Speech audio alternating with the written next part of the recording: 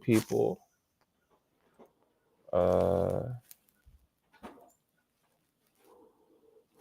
I just added YouTube and Twitch in.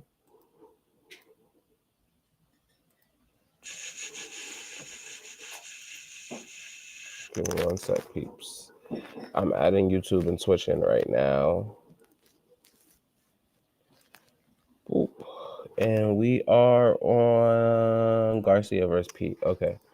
YouTube and Twitch should be up and activated. I got them both running right now. I'm not about to tweet the link. Whoever is subscribed is just going to get the notification if it's easier for you to watch over there. I won't be cussing on this live because we're on YouTube. So we'll see how good I can do with that. Y'all got to remind me to not cuss. And let me add in this paperwork for you guys on the screen because I know you guys can't see it. All right, there we go. Paperwork up on the screen. Let me zoom in so everybody can see it better. Is that good? Shall I go over? No, that's good. That's good. So you guys, first of all, I just want to say that I be doing a lot of research, and it really just goes along with everything that I've already been talking about for the last year. And I have to stop doubting myself because the stuff that I be finding, I be right about, but it just be so like out of this world crazy that I'd be like, there's no way, there's no possible way that that's what's going on. As it pertains to this money laundering stuff, we're gonna get into these LLCs, these shell companies, these everything. We're gonna get into all that today. And I'm very glad that this has been put out in court the way that it was and this complaint was made because it just brings a lot of merit to what I'm saying. And then, because the first two topics inside the title, they run congruent with each other. With Rock Nation still crumbling, Bigfoot on her last hoof. And then the last thing that I'm going to talk about before I wrap everything up today when we get to the end of the live, Jay-Z teaming up with Lucien Grange against Drake allegedly. Now, we all know that Drake has been fighting a battle against Jay-Z, and we all know that he's been fighting a fight against Universal. But what we all need to start thinking about is if it's all one fight and not a separate fight.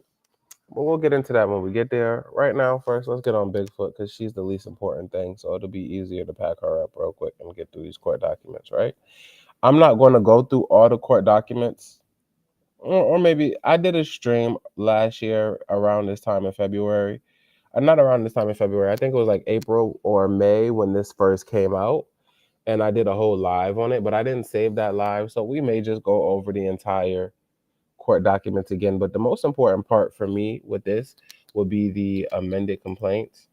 We are live on YouTube and Twitch right now. If you guys would prefer to be over there, everything is at Keeping Culture Alive. I have everything pulled up. And let's get started. So, where's my tweet? Where's my tweet? Where's my tweet? The tweet is important. Okay, boom. Share. So last year, I reported that, I'm just going to read it verbatim. So last year, I reported that Megan's LLCs had went from being in possession of 300 Entertainment and transferred back to Megan for some mysterious reason. Now, Megan is being accused in court of using her LLCs as shell companies. So once again, as I stated a year ago, Leora Cohen and Rock Nation are still in control of her assets and making business decisions on the behalf of her. I should have said allegedly, but I mean, I'm pretty sure that's what's going on. I mean, they do have the power of attorney over all her stuff, so they just put her name on it so they can shift the blame, in my opinion. But we'll get into that when I finish pulling up all the LLCs. Like I said, it's obvious given the fact that she signed away her power of attorney. Megan was unable to even do her own homework in college, so I'm sure this was not by her design. And I really do mean that when I say that. I don't think it was by her design. Give me 1 sec.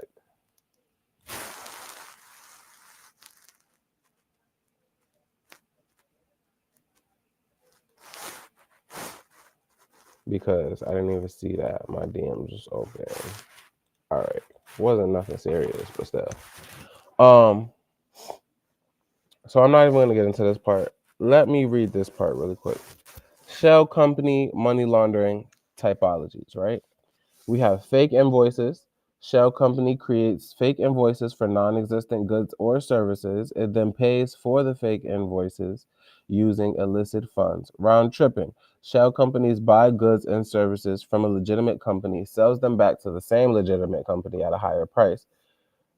So we're getting into a little bit of the things that can be done when people are using shell companies and money laundering. And I'm going to pull up a YouTube video that can explain it better than I can, because I'm not going to act like I'm the money laundering expert, though I have had an interest in it for like 10 years, I would say like the last 10 years, since I was like 19, so maybe like the last 8 years, where I've always been interested in how people get away with money laundering and doing all of the things that they do and how it goes under the radar when it's so easy to just look this stuff up, because I had questions when I was seeing the shit.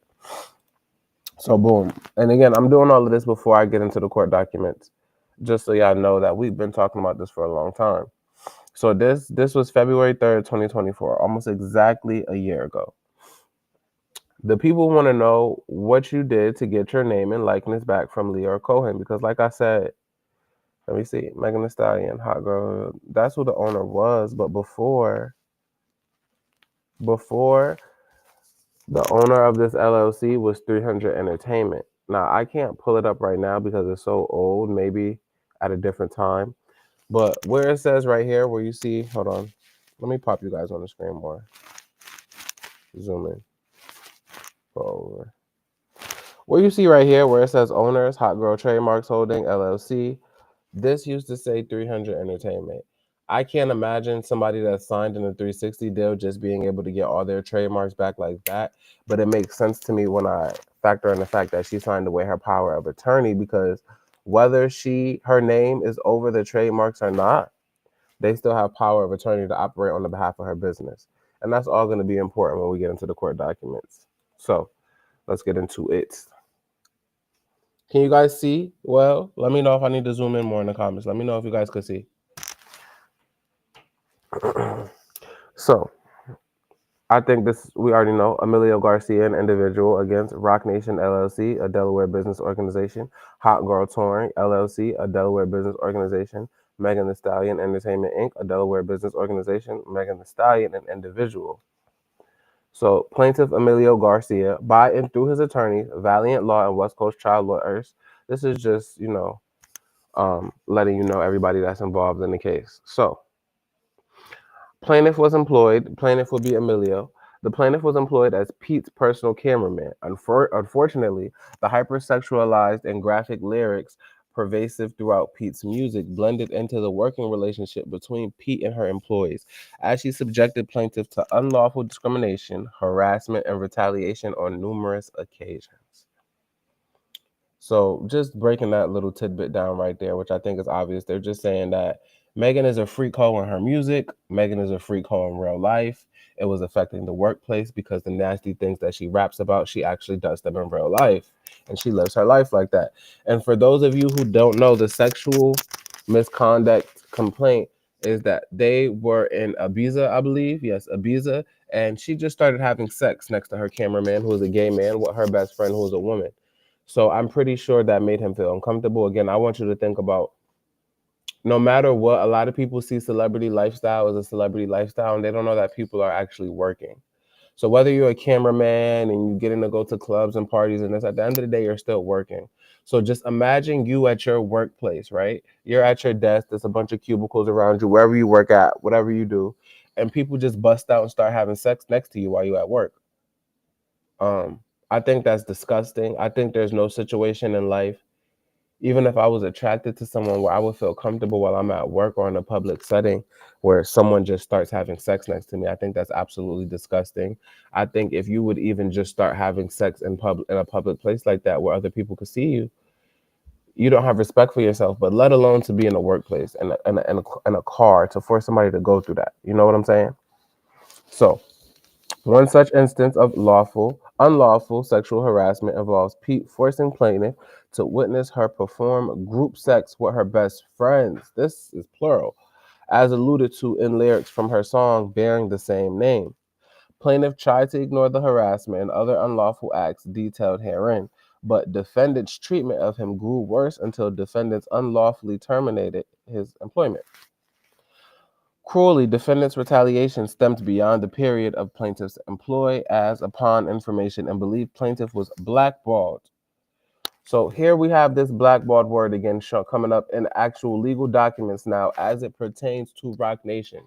So now it's not just people coming out and saying Roc Nation blackballed them. Now we're getting legal documents, whether that be from celebrities like Nicki or Kanye who have come out and say it. Now we have employees who are coming out and saying, I was blackballed by Roc Nation. I went through something while I was over there, and then instead of them doing right by me, they just tried to blackball me and stop me from being able to work, stop me from being able to live, the threatening and harassment that goes on over there. All of the things that everybody have been accusing them of, even down to Tony Busby. And it's just a pattern. It's a pattern. It's a pattern. It's a pattern. And if you guys can't see right now, the snowball is starting to happen. And the snowball is starting slowly. So the snowball is coming down the hill, and the snowball hasn't even really started like going crazy. But everybody is starting to say the same things and paint the same picture. And everything is coming out in court documents now. When it's legal and when everybody can look at it like this, it just brings more awareness to the public, because whether something is true or not, when people see it on a court document, then it gets people attention and it gets people talking. So now everybody's going to be talking about this shit. Excuse me. Make sure we retweet the live. We're also on YouTube and Twitch right now, people. We're also on YouTube and Twitch right now. How's everybody doing? Let me know how y'all feeling in the chat. We have a lot to talk about. I'm going to be pulling up LLCs today. I'm going to be pulling up a lot of stuff. There's a lot of stuff to pull up. As a matter of fact, let me get we'll wait till we get there. But I just want y'all to know there's so much juicy stuff to talk about today that I'm like, oh man, at the mouth ready to get it out, because I've really been looking at this shit. You know, we gotta talk about the Cash App shit, the Twitter shit. It's so much, because now that the money laundering cat is out of the bag, you feel me? I could talk about it, and I really like. Someone told me yesterday I should have been on it and talking about the money laundering thing that I think, but now that it's in a legal document, I can come out and say it more comfortably. I didn't just want to come out and say it, but I have been looking at stuff, because, yeah, we'll get into it. Y'all see what I'm talking about, trust me. So, blackballed by Pete because he was uncomfortable being subject to sexual harassment and opposed to unlawful wage practices. And then that's another thing that we're going to get into, and I'm going to break it down section by section, which is why this is going to be a long live today. It's going to be more informative. I know, like, I'd be up here cutting up and I'd be entertaining and all that, but today is really, really, really, really to be informational. We have to get into the history, and I have a whole thread that I just did actually of Roc Nation not paying people. I'm gonna have to scroll to find that shit, because this was like from like 5 days ago, and I just be tweeting. So before we get into the court documents, let me go. I'm pulling up the thread that I did on the unfair wages that they do, because it's layers. But when you can paint the picture or show people that there's a pattern, then nobody can keep wiggling their way out of certain things and denying it. When was this, Jerry? So that's crazy. Let me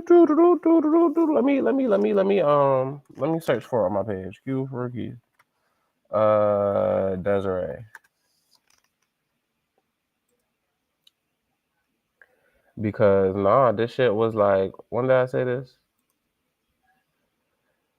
Give me 1 second, people. I'll show you guys. Right now, I want to have this pulled up. I want to have this pulled up. 40. Can I pull it up that way?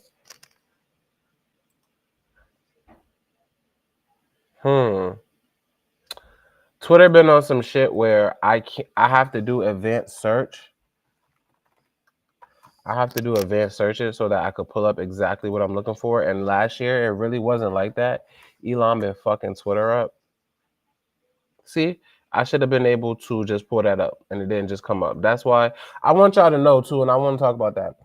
Twitter is filtering searches, and I just showed y'all that. I had to go to an advanced search to find a tweet from like 5-6 days ago, 4 days ago. That don't make sense. I shouldn't have to do that. So that lets you know, and it's not even just with my page anymore. Twitter is literally filtering searches. And if you're filtering searches, that means you don't want people to find certain things. You know what I'm saying? And I think that's not cool. I shouldn't have to even search that hard for my own tweets. The reason I'm pulling this up is that it's going to coincide with the court documents that just came out. Because again, back in the day, there was going to be a class action lawsuit against Rock Nation. But of course, it got dismissed because they didn't pay anybody at the 40/40 Club and they were threatening them. The relevance to that is just showing a pattern of repeated history. And honestly, I hope that Emilio's lawyer brings this up in court when this goes to trial, or just as evidence to show a repeated pattern of them having the same history. It's a whole bunch of times where they have not paid people. So this boy is not just accusing Megan of sexual harassment. He's accusing Rock Nation of not paying him wages that he was owed for working with Megan. And all these fat cases, motherfuckers just entangled with the court system. Yeah, Pam, listen, you have no idea, but they, for so many years, have been able to get things thrown out because they're friends with certain people. And, you know, Desiree's a snitch. And, you know, when you got a federal informant snitch as your CEO and working right there calling the shots, it's always easy for you to be able to, like, kind of get things thrown out and all that. I don't know why my live thing, when everybody comments, it be showing everybody at a different time. You guys, we're also on YouTube and Twitter. Make sure you're running it up over there as well. Make sure you're sharing that link for me because I'm fully invested in the live right now. So I'm not trying to stop and double back and look at my phone because I'm going to get distracted. Head on straight. Not LiAngelo Ball debuted at number 29 on Billboard. Woo. I'm going to talk about that today. We're not on the entertainment side. We're on the informative side. So boom. Back to this document. Plaintiff complains pursuant to the New York State human rights law, blah, blah, blah. That's just saying all the codes, the labor laws, that what they are. Plaintiff is an individual who at all relevant times resides in the County of Harris, Texas.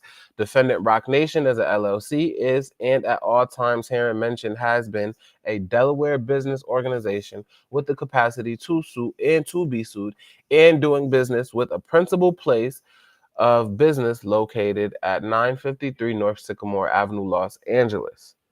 Let me pull up the Rock Nation LLC real quick for you guys. Let me pull that up. NYC LLC look up. Give me 1 second. I'm gonna pull that up for you guys on one. Actually, I can share it with you guys right now before we finish the court documents. So I want to show y'all this interesting little ting here. We have Rock Nation here, right? You see this? Rock Nations LLC, because they're also registered in LA. So let me pull the LA version of this document up, and I'm going to tell y'all why this is interesting. California LLC lookup. Boom. I'm going to show you exactly why I found this to be so motherfucking interesting. Interesting, because Desiree name just got added on here last year. It just got added on here last year. We are doing Rock Nation LLC. It's active. So, boom, right? Yes, I wish I could. Can I pull two screens up at the same time? Is that possible? I've never tried. Let me see. Boom.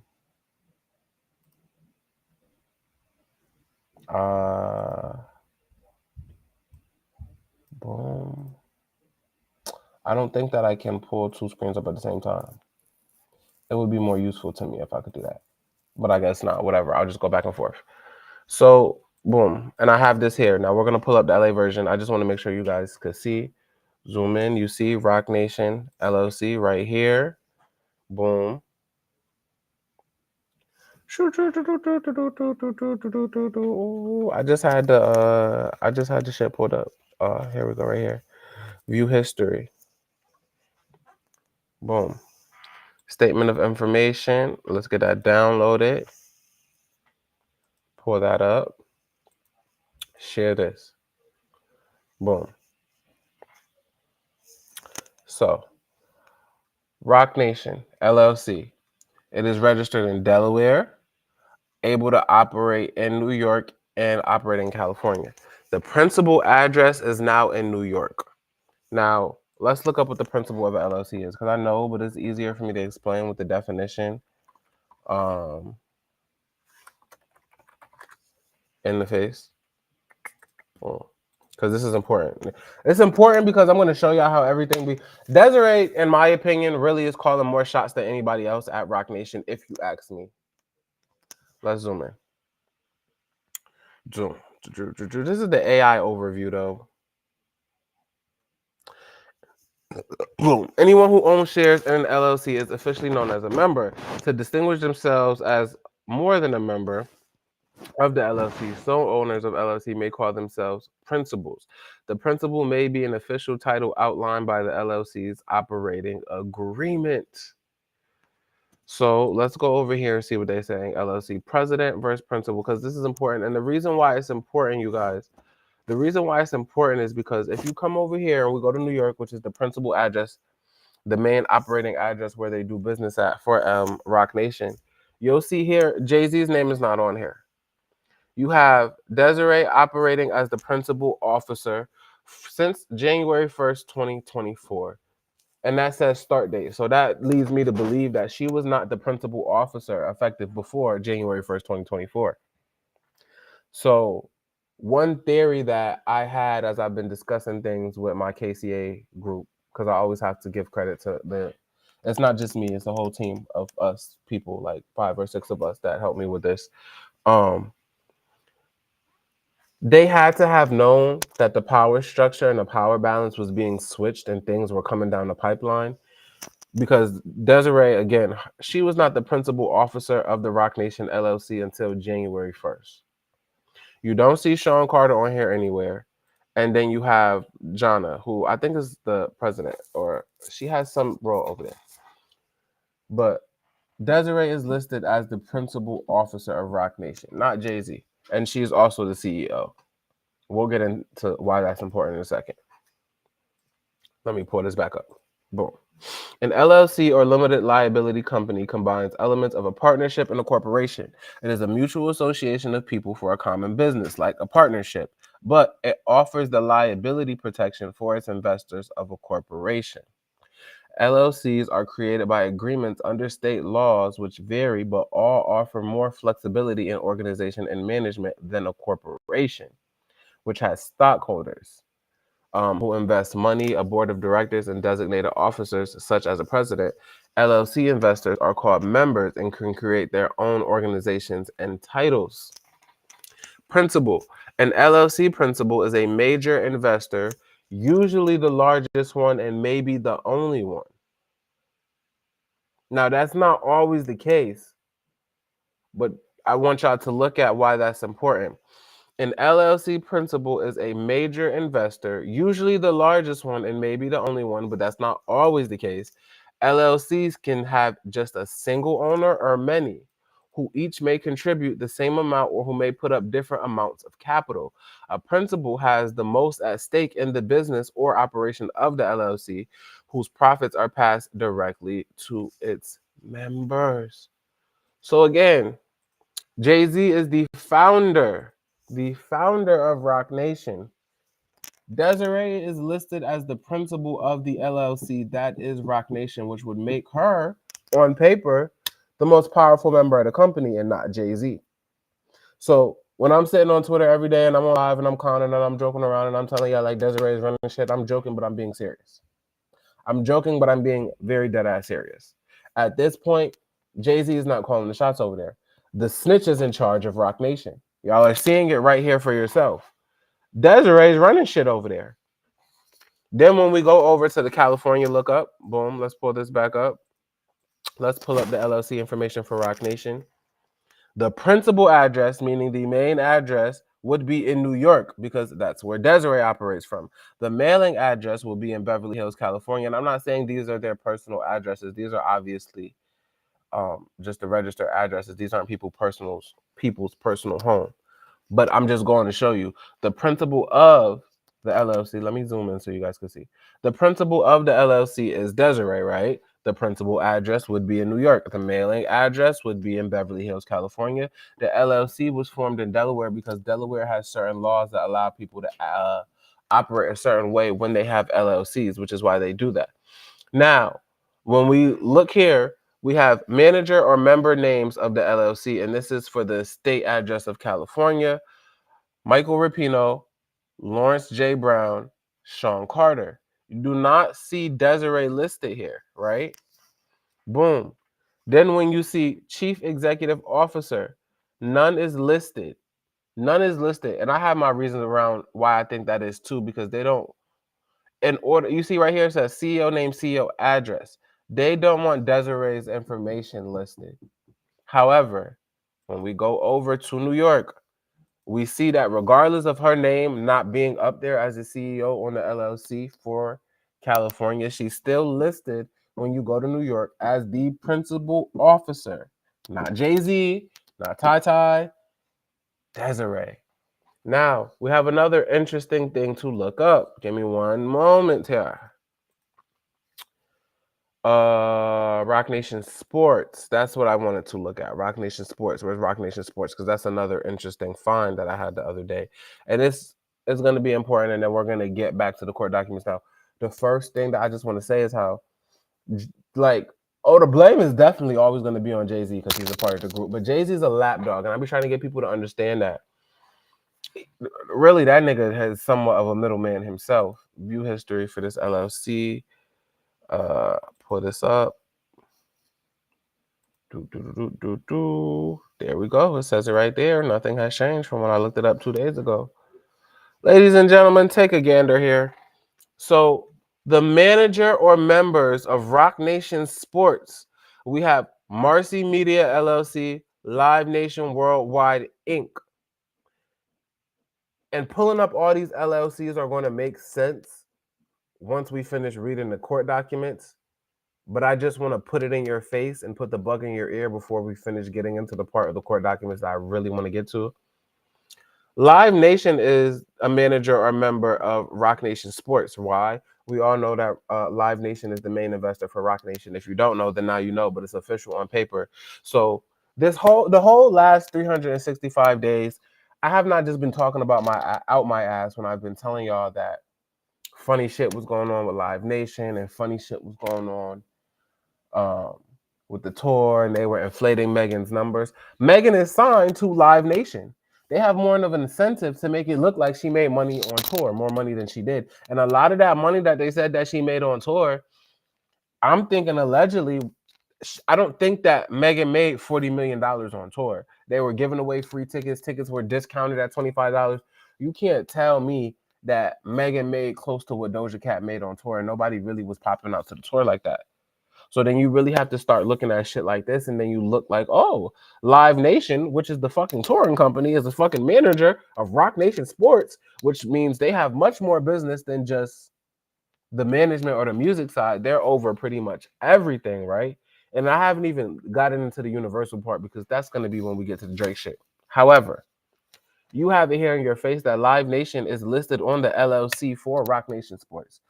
Then you have over here for New York, Desiree is listed as the principal officer for the Rock Nation LLC. Then, right, when you go over here, and we're talking about shell companies and things like this, right? We have Rock Nation Advertising LLC, Rock Nation LLC, Rock Nation Management LLC, Rock Nation Publishing LLC, Rock Nation Sports LLC, Rock Nation LLC. All of those are not necessary. Where's the... Okay. Let's get back to the court documents, because why I pulled all of that up is going to make sense after I finish reading the court documents. But I just wanted to put that bug in your ear and let y'all know that I have been over here working since the year started, people.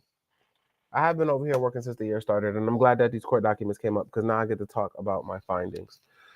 So, Defendant Rock Nation LLC. Defendant Rock Nation LLC, really, to me, that means Desiree, because Desiree is the principal officer over there, is, and at all times herein mentioned, has been Delaware business organization with the capacity to sue and be sued and doing business with a principal place of business located in Los Angeles.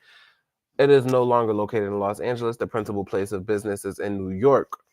Defendant Hot Girl Touring LLC is, and at all times herein mentioned, has been a Delaware business organization with the capacity to sue and be sued. Now, the reason I didn't pull up the LLCs in Delaware Delaware is much harder to get information about the LLCs, which is why people, what the fuck is this?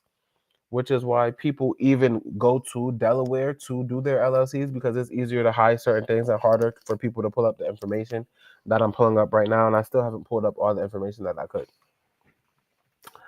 So, defendant Megan Thee Stallion. Okay, so boom, they're just naming the defendants and how they operate in business. Defendants were in charge of and had control over defendants' policies and procedures with respect to its unlawful policies, acts and practices alleged herein, including but not limited to payroll, timekeeping, scheduling, and otherwise running the business. So, again, what he's basically saying is that all of them had control over the payroll, timekeeping, and scheduling. So they were the people that were supposed to be on track of all of that to make sure that he got paid like a regular job. Like the HR office would be in charge of making sure everybody gets paid on time, payroll is right, everybody's hours are in, right? Boom. The defendants share a common commercial business purpose, address, and location.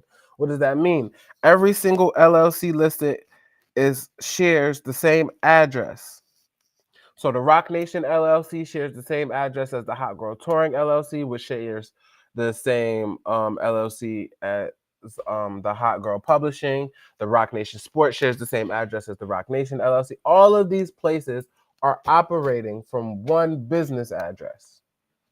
Keep that in mind, because that's what this is saying. The defendants share a common commercial business purpose, address, and location. Although defendants, come on, bro, come on. Y'all see, I click it one time and it does that.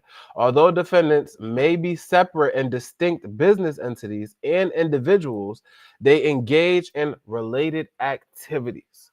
Defendants shared plaintiff as well as other employees, acted in the interest of each other with respect to employees, paid their employees by the same method, shared control over their employees, hired and fired employees, administered disciplinary procedures, used the same human resources employees, supervised employee, maintained payroll, provided insurance, controlled the terms and conditions of employment. So what are they saying? They're saying that even though there's a whole bunch of different LLCs listed, we have Hot Girl Touring, Megan Thee Stallion Entertainment, and Rock Nation. All the defendants acted in the interest of each other. They all use the same human resources employees, supervised employees, and maintain payroll as one entity, even though they're separate entities on paper, they're separate LLCs on papers. All of these LLCs are acting as one entity, as one business, and not as separate businesses. That's just putting it in simple terms. I know legal mumbo jumbo could be a lot, but that's what they're saying. All of these are supposed to be separate entities, but they're all acting as one business. That's what it's basically saying here. So, where was he at? Maintain payroll, provide insurance, control the terms and conditions of employees' payment, employ the individuals who committed the unlawful acts alleged herein, and are themselves under common control and management. So, again, even though we have Hot Girl Touring listed, Megan Thee Stallion Entertainment, and Rock Nation, all of them are acting under common control of the same management. The corporations and or entities are owned, operated, and see, that's what I just said. The corporations and or entities are owned, operated, and controlled by the same owner or owner group, operating as a unified operation. And upon information and belief, each provides mutually supportive services to the substantial advantage of the other, such that each entity may be treated as agents of each other, independent contractors, subcontractors, a single enterprise, and or joint employers. Are we following along? Let me check the comments on both. Are we let me come over here. Okay, boom. Okay, I see Twitch is in the building. I see YouTube is in the building. I see the people are asking if there's going to be a Rico on Rock Nation. I don't know. One can only hope. One can only the motherfucking hope. Somebody said, is this the Milio lawsuit? And then somebody said, I remember you were saying this last year. You've been clocking Bigfoot and Camel Face. Can any of this help Milagro case? As it pertains to Milagro's case, I absolutely 100% could tell you that I have not been following it. I just hope that shit don't fuck with Tory's freedom. That's all I have to say about that. I have no thoughts about it. But yeah, we're talking about Emilio's case, which I know if you've been here for the whole year, we've been going over it since last year.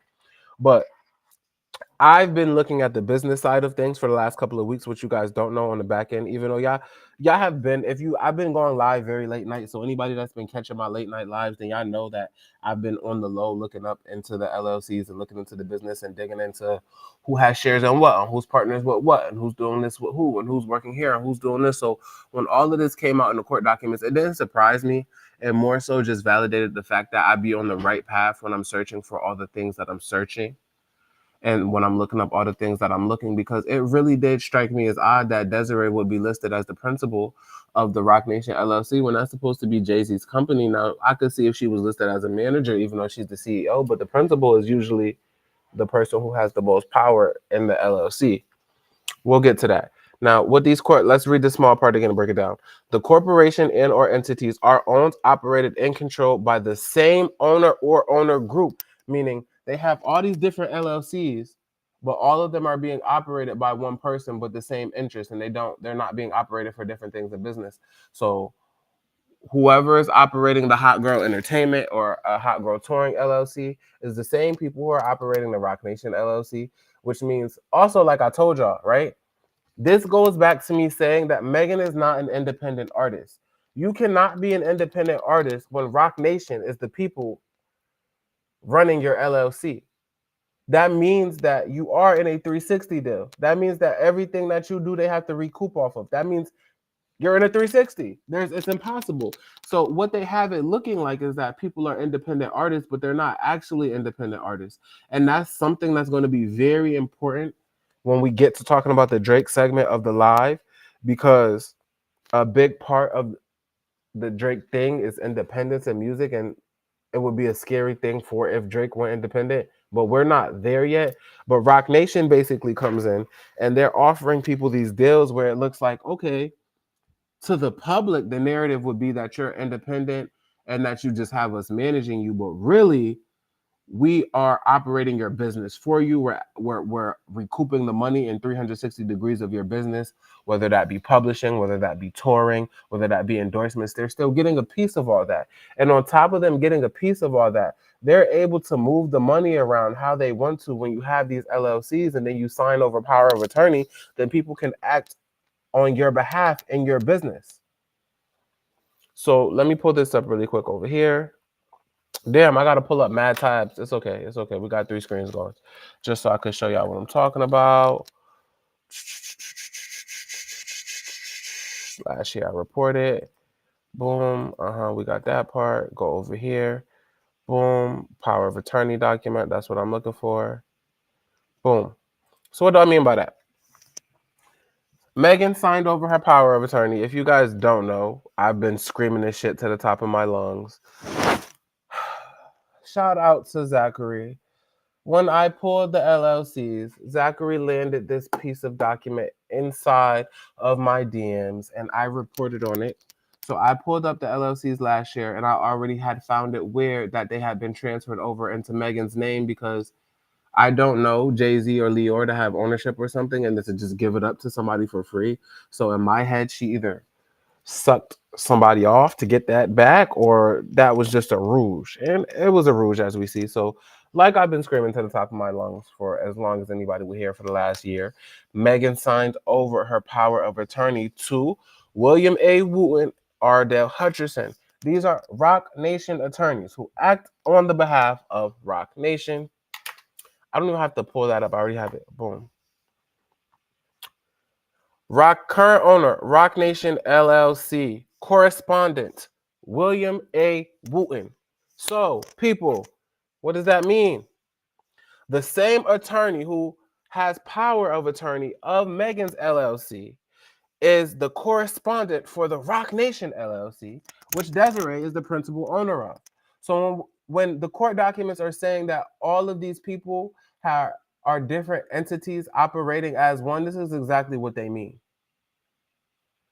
So they're acting like Megan has her own shit and she's running it and it's Hot Girl this, and because they changed the name to Hot Girl, everybody's supposed to believe. I cussed Armand out last year when he was going around talking about, oh, Megan owns her masters. Even if she did own her masters, it wouldn't be worth 50 cents See, and that's the thing with people like Ice Spice and Megan.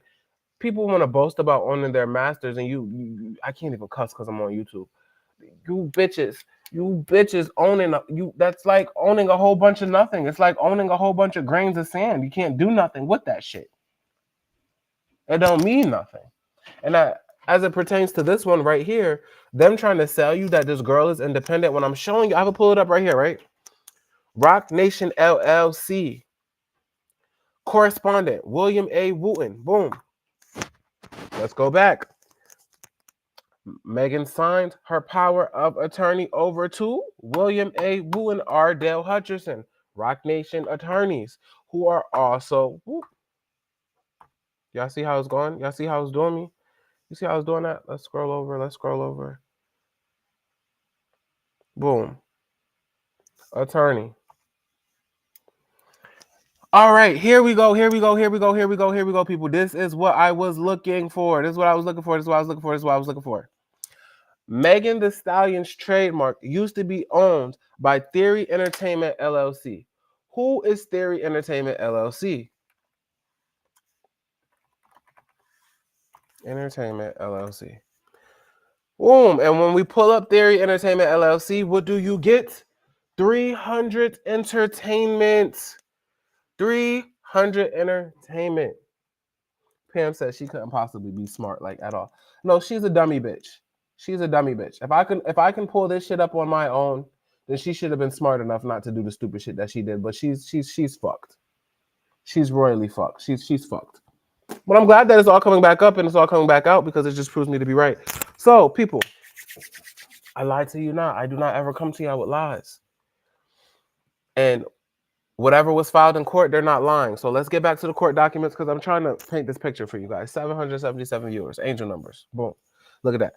The corporations and or entities are owned, operated, and controlled by the same owner or owner group operating as a unified operation. And upon information and belief, each provides mutually supportive services to the substantial advantage of the other. These are separate entities acting as one that are all owned by the same people. The lawyer was able to draw that conclusion, I'm sure, by looking at the same shit that I looked at and said, But obviously, I'm not a lawyer, so they were able to put it in better terms than I was last year. But everything that this lawyer said is basically what I was trying to say last year and what I was trying to tell you guys about Megan not being independent. We have this company that we're supposed to believe is Hot Girl Touring LLC, and then you got the Hot Girl Productions, which is supposed to be her label. However, this label is acting as one entity with Rock Nation. Rock Nation are the ones controlling all of the business for Megan. Rock Nation is the people who had Emilio on payroll, not Megan. Rock Nation were the people who were supposed to pay Emilio, not Megan. And I say all of this again to say Megan was never independent. Never independent. This has always been Rock Nation. It has always been like the fact that y'all really believed, or not y'all, because I know everybody that's on my shit is smarter than that. The fact that people really believe that Megan owned her own masters. Now, let me go even a little bit deeper for y'all, right? Oh, fuck. I just exited out of the tab. Hold on. I got to go find it again. Fuck. Fuckity fuck, fuck, fuck. I didn't mean to do that. I didn't mean to do that. I didn't mean to do that. I didn't mean to do that. What the fuck is this? I know you hate women. I don't know. People arguing in my motherfucking comments. Okay, here we go. This is where we were. Boom. We're here. Then we go up. Boom. So we see Megan's whole entire name, her whole likeness, everything, right, was owned by Theory Entertainment. Theory Entertainment, as we see here, that's 300 Entertainment, which was founded by Leor Cohen. Leor Cohen, and if you guys don't know who Leor Cohen is, I've been telling you guys this for you. I'm hoping that everybody who's on my live is not new here, and so that I don't have to go back and explain these things. But if you don't know, Leor Cohen is the head of YouTube Music. Leor Cohen founded 300 Entertainment with Kevin Liles. Kevin Liles, who is from Atlantic and Warner Music. That is why Megan signed to Warner. Why did Megan sign to Warner? Ooh. Yo! I'm gonna say you can't make this blood clot shit up. Hold on. When I say you can't make this shit up, when I say you can't make this shit up, bro, I'm telling y'all, while we're on live, my research is all coming together. This is why I need to be on live more people. People. This all ties in together. I'm about to rock some shit right now. All right, so look, that's crazy.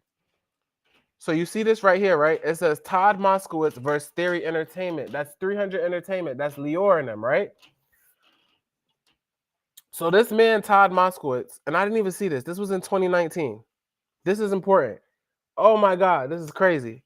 Hold on. That's crazy. I was looking for the missing link, bro. I was looking for the missing link with this Drake shit the other day, and y'all don't even know this is some shit I was doing off a line. It's getting hot as fuck. Yo, matter of fact, hold on. I'm gonna have to no. The type of shit we getting into. Hold on.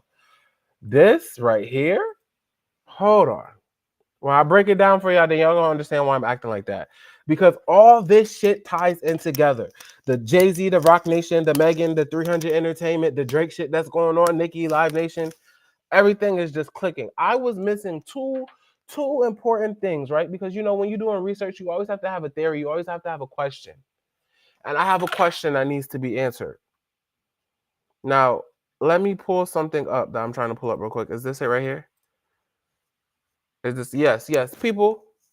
Before we do anything else, I have to do. This is share screen. I want to entire screen. Boom. Share.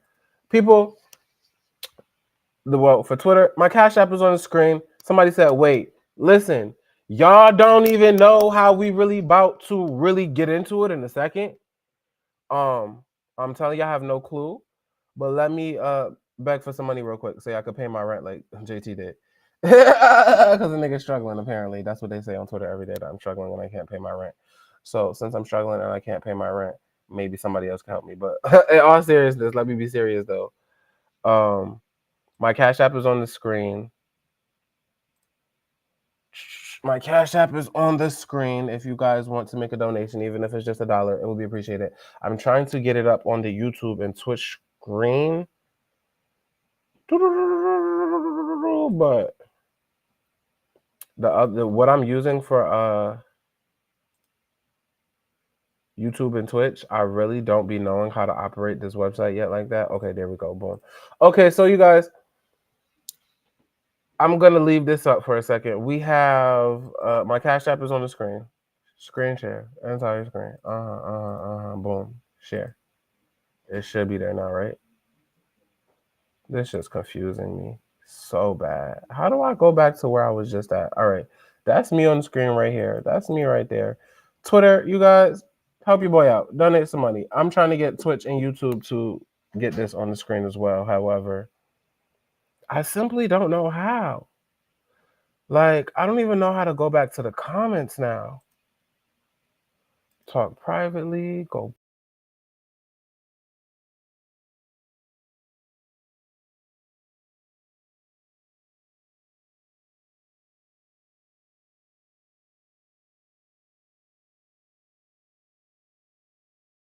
So I'm kind of trying to figure out how to operate it. All right.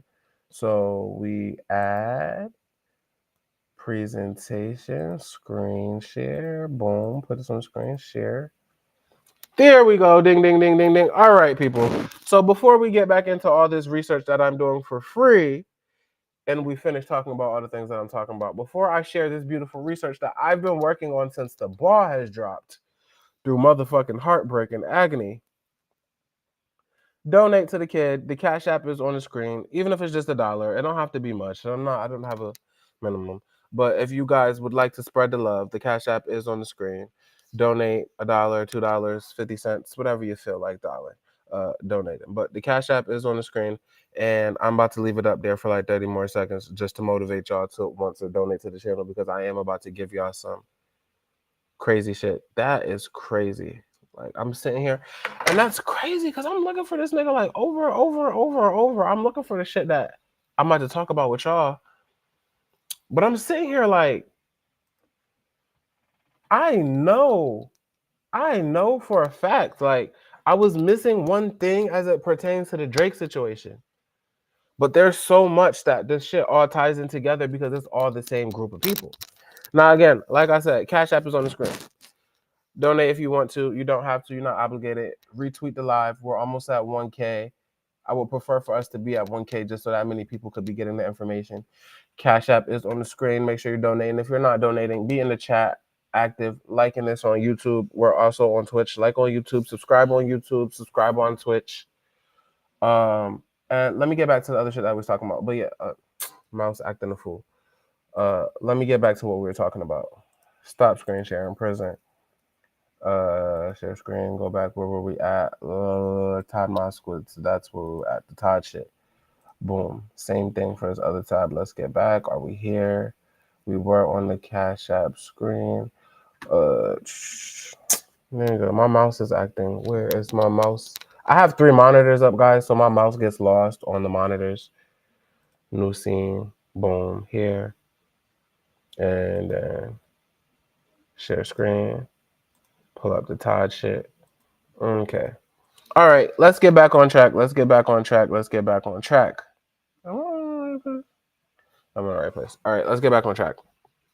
So, if you don't know, before I get into the Todd Moskowitz shit, Drake went from Warner to Sony. OVO, his label. Drake is signed to Universal. Drake's label, OVO, was signed to Warner. They have went from Warner to Sony Music Entertainment, and this was in 2024, actually, that this was said. So, according to the announcement on Tuesday, through the partnership, Santa Ana Label Group and its partners will provide OVO Sound with additional A&R support, production, finance, and accounting. The man who was over Santa Ana at Sony would be Todd Moskowitz. So Drake went from having his OVO label at Warner to having it under Sony with Santa Ana with Todd Moskowitz. Why is that important? So I just showed you guys, right? Where's that tab at? Megan Thee Stallion's LLC was owned by, I'm not her LLC, all her trademarks were owned by Theory Entertainment LLC. And as I told you guys, I don't see a world where Lior or Jay is giving that ownership back to her, as in being able to own her own name and likeness. If you guys know anything about the music industry or things that get talked about, why is this like this? This shouldn't be like this. I shouldn't be the biggest thing on the screen for YouTube. I need to have one sec, because it's not showing me on YouTube that you guys could see what I have pulled up. Share.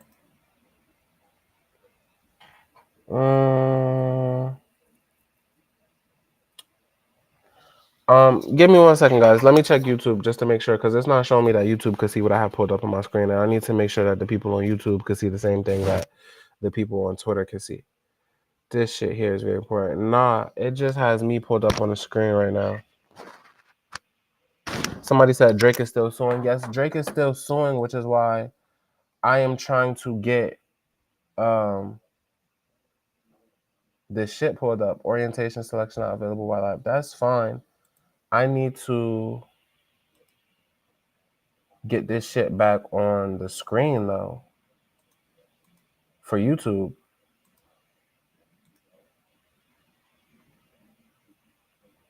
Give me 1 second, guys. I have to get this back on the screen for YouTube. There we go. Let me check for the YouTube streets. Everything should be all fixed. All right, yes, we all good. All right, yeah, there we go. Okay, so I got the screen fixed for YouTube. YouTube, let me guys know if you can see everything. Let me comment section, YouTube and Twitch. Let me guys know if you can see what I have pulled up on the screen. We're good to go. Everybody on Twitter, let me know how you're rocking. We're good to go. All right, we're good to go. All right, good. Megan Thee Stallion The whole entire name, the whole entire brand was owned by Theory Entertainment. Who is Theory Entertainment? Theory Entertainment is 300 Entertainment, which was founded by Lior, Kevin, and Todd. Now, let me see if I can pull up Theory Entertainment and the New York LLC lookup. New York LLC lookup. Now, before I do that too, right? 300 sells to Warner. Boom. When I'm telling you guys that Megan is not independent, I'm telling you that she was signed to 300 Entertainment, right? They owned her name and her likeness. 300 in 2021 was acquired by Warner Music Group. So when you see this right here, that Megan signs to Warner, Megan signs to Warner, Megan signs to Warner. When you see here that Megan was signed to Warner, when they act like they were shopping around labels for her, she was already going to sign to Warner because her contract with 300 just got moved from over there to be over at Warner because they already were all partners with each other. They're just moving her around like a little slave. She was never out of the network. So first things first, what are the key points that we have right now that we're speaking about? Let me get my little notebook so we can all understand because we in class right now. So we have to understand. The first point that I'm making right now, is this fucking pen gonna work? Okay. Number one, Megan is not an independent artist. And write this down, people, if we're in school today. Megan is not an independent artist. That is propaganda to make her look like she is competition to Nicki Minaj, who owns the female rap market, and they're trying to make someone look more desirable in that field, though the music is never going to be up to par for them to be a competitor. That's number one. Number two, Rock Nation is allegedly laundering money through these LLCs that they have with Megan. Rock Nation allegedly laundering money through Megan Thee Stallion. Through Megan Thee Stallion. Through Megan Thee Stallion. Number three, this entire group of people, from Lior to Lucy and to Jay, have beef with Drake. Beef with Drake. All of these people that are being accused of laundering money through Megan are the same people that Drake is accusing of conspiring against him. He just put Universal and Spotify at the forefront of it. When we're saying Jay is giving Kendrick the Super Bowl and all of that, that is coming from these same people. OVO leaves Warner. OVO leaves Warner. Boom, let's share this tab. OVO, which is Drake's record label, was under Warner Music. Lior Cohen, who is the founder of 300 Entertainment, is the former CEO of Warner Music, current head of YouTube. So when they're saying niggas are botting up Kendrick shit, who does that go to? That falls back on Lior and Rock Nation because that's the group of people that would be doing that. We haven't even got that far into the live yet, but everything ties in together. And this Todd Moskowitz shit, this lawsuit that I just pulled up, may be the smoking gun that I was looking for to tie in another reason why they would be upset. So let's get into this Todd Moskowitz lawsuit as well. So now we have two lawsuits that we're looking at right now. We have the Todd Moskowitz case, which is against Theory Entertainment, and then we have Emilio Garcia versus Megan Thee Stallion and Rock Nation. Both, I would say, are affiliated groups because all of the people that are affiliated with 300 are also affiliated with Rock Nation. I'm not just saying that, they've said this out of their own mouths, and we're going to pull that up, pull interviews up, pull Billboard speeches up and all of that and get into that in a moment. But, okay. This is a case of contractor's remorse. The plaintiff is a former attorney and sophisticated businessman who has enjoyed great success in the music industry. That would be Todd Moskowitz. Todd Moskowitz versus Theory Entertainment. And again, Theory Entertainment is 300 Entertainment. The same people that signed Megan Thee Stallion and Young Thug. The defendant company, a Delaware LLC company, is a music label co-founded by the plaintiff. So Todd Moskowitz, right, who Drake has signed his OVO label to over, is a founding member of 300 Entertainment. Where's that other one? Can we go back? Can we go back? Can we go back? No. Go here. I have a lot of tabs pulled up, people. I'm sorry. Boom. So here you see right here, Todd Moskowitz, one of the founders of 300, sued 300. And we're getting into that lawsuit right now as well, while we're getting into the Emilio Garcia one, because everything ties in together, people. Everything ties in. Everything ties in when you follow the money and you're looking at the business shit. Retweet this live. Retweet this live. I'm going to beg y'all for more money in a little bit, because you see you're not getting this nowhere else. Niggas is giving y'all surface level shit. Niggas is giving y'all surface level shit. Niggas is giving y'all surface level shit, but I'm not going to do that. We're going to dig deep. When new members invested in a company, let me pull this up so y'all can see it better. There, can y'all see that? Zoom in just a little bit more, not too much, just a little bit more. Like what? Who's a bitch ass nigga to keep on wilding on me? Nigga. Bitch ass nigga to keep on wilding on me. When new members invested in the company and its members entered into a series of 3 agreements that bind the plaintiff. These agreements complement each other, as each one foreshadows the more restrictive terms of the next. The company's members executed the first agreement in the series, an operating agreement naming the plaintiff as a co-manager, the plaintiff being Todd Moskowitz. The operating agreement also permitted issuance of new incentive units subject to the terms set forth in the issuance plan attached to incorporated into the operating agreement. The second agreement in the series, the issuance plan, empowered the manager to grant those incentive units to management in the manager's sole discretion.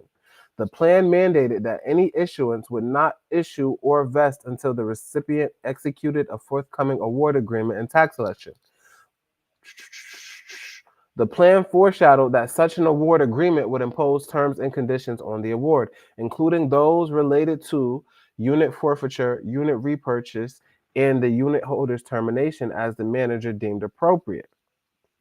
The new members diluted the plaintiff's interest to 11.9, and all agreed that he should maintain a 12% stake in the company to avoid an immediate tax event. The company and plaintiff agreed he would receive incentive units pursuant to the plan equal to 0.1% of the company's equity. He executed an award agreement and tax election also required by the plan, both of which acknowledged that the incentive units issue and became effective upon execution. Now, people, why I'm reading this Todd Moskowitz lawsuit is, if he sued them and he was over there with 300, and then he left and he formed his own label, and then Drake left Warner to go over to the nigga that was suing 300. This whole group of niggas at 300 is a group of people that Drake has been pissing off for a long time. Lyor Cohen has a long-standing beef with Drake, which is, I think, where the beef with Jay-Z trickles down from, because obviously at some point in time, they were trying to use Jay-Z to get Nicki and Drake to be in business with them in some way so they can get paid. And that's why this is important and why I'm reading it, because we have to understand what the beef is with Todd and 300 to then further go into why Universal, Jay-Z, Lyor Cohen, and all these other entities will be coming at Drake right now. And I don't see anybody else really getting into it like this that y'all all look at. So these are the important things that we really need to be looking into. So again, people, right now, the 3 things that we have written down, and I wish I could have them up on the screen. Don't worry, I will work on that for the next live, but I have them in my notebook. Megan is not an independent artist. These are the things that we need to be focusing on. These are the reasons why we're looking at the things that we're looking at. Megan is not an independent artist. That is a conclusion that we can come through all the things that we're looking at right now. Roc Nation allegedly is laundering money through Megan Thee Stallion with these LLCs and may have other shell LLCs. All of this leads back to why the beef with Drake is going on with Universal, but we can't just look at Universal. We have to look at Jay-Z, Roc Nation, Lyor Cohen. A lot of people don't know, and this is the other thing that I haven't got to yet because we're still on the court documents. Number 4, Roc Nation's distributor is Universal Music. So boom, Roc Nation is distributed Rock Nation is distributed by Universal Music Group. By Universal Music Group. And not only are they distributed by Universal Music Group, there was an article somewhere that put a bug in my ear, and I don't know if this is true or not, that Universal may be an indirect investor into Rock Nation because Universal were saying that they wanted to take Live Nation's place as an investor. Obviously, Jay-Z re-signed with Universal, but Rock Nation is a private company. We can't see who has invested or who are the investors into the company. So, number 4 on your list, if you're taking notes like you need to be because we're in school right now, Rock Nation is partnered with Universal. So even though Drake and Nicki are over there at Universal, those are just artists. Rock Nation is a powerful entity that is also partnered with Live Nation, with other acts into it, that has the sports into it. They have the music, they have the management, they have the distribution company. So they have more of an incentive to make money over there with Rock Nation through all of the other business that they have. And then when you get deep, we're talking about money laundering, washing money through the company that is Rock Nation. It's a lot of deep shit going on here, people. So number 5 that we're going to have written down, and I'm writing this down with you guys as we're writing it down. Give me 1 second, people. Give me 1 second. What you looking for? Keys, it has my Y membership on it. I have put them back up there. They're not on the table? Give me 1 moment, ladies and gentlemen. Come on, mother. Come on. Give me 1 moment.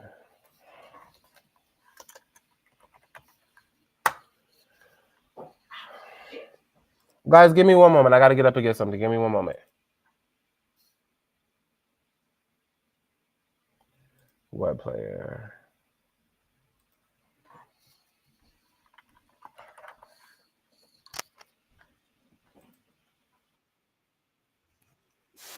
Hey, the blues is now kicking and dinner is 3 Michelin. I don't eat red meat, but still got beef sizzling. Know that I need discipline. I keep singing for all these hoes, they keep listening. Niggas love to bro up with the boy and dat fisses, but we are not equivalent, dog.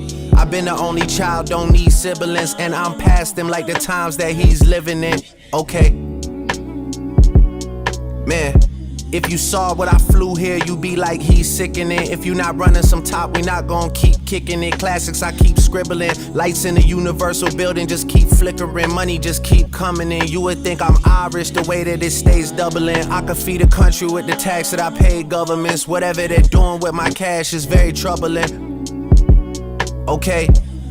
February came around, I used to get paid shoveling, sold clothes, walk dogs, trust me, I stayed hustling. When it came to school, there's no way that I'm A+ in it, so I just dropped out of it. Trust me, I'm not proud of it. Niggas get too comfy in they spot, they get knocked out of it. Niggas get a gun just so they can make props out of it. Shorty make a scene in her house, she get locked out of it.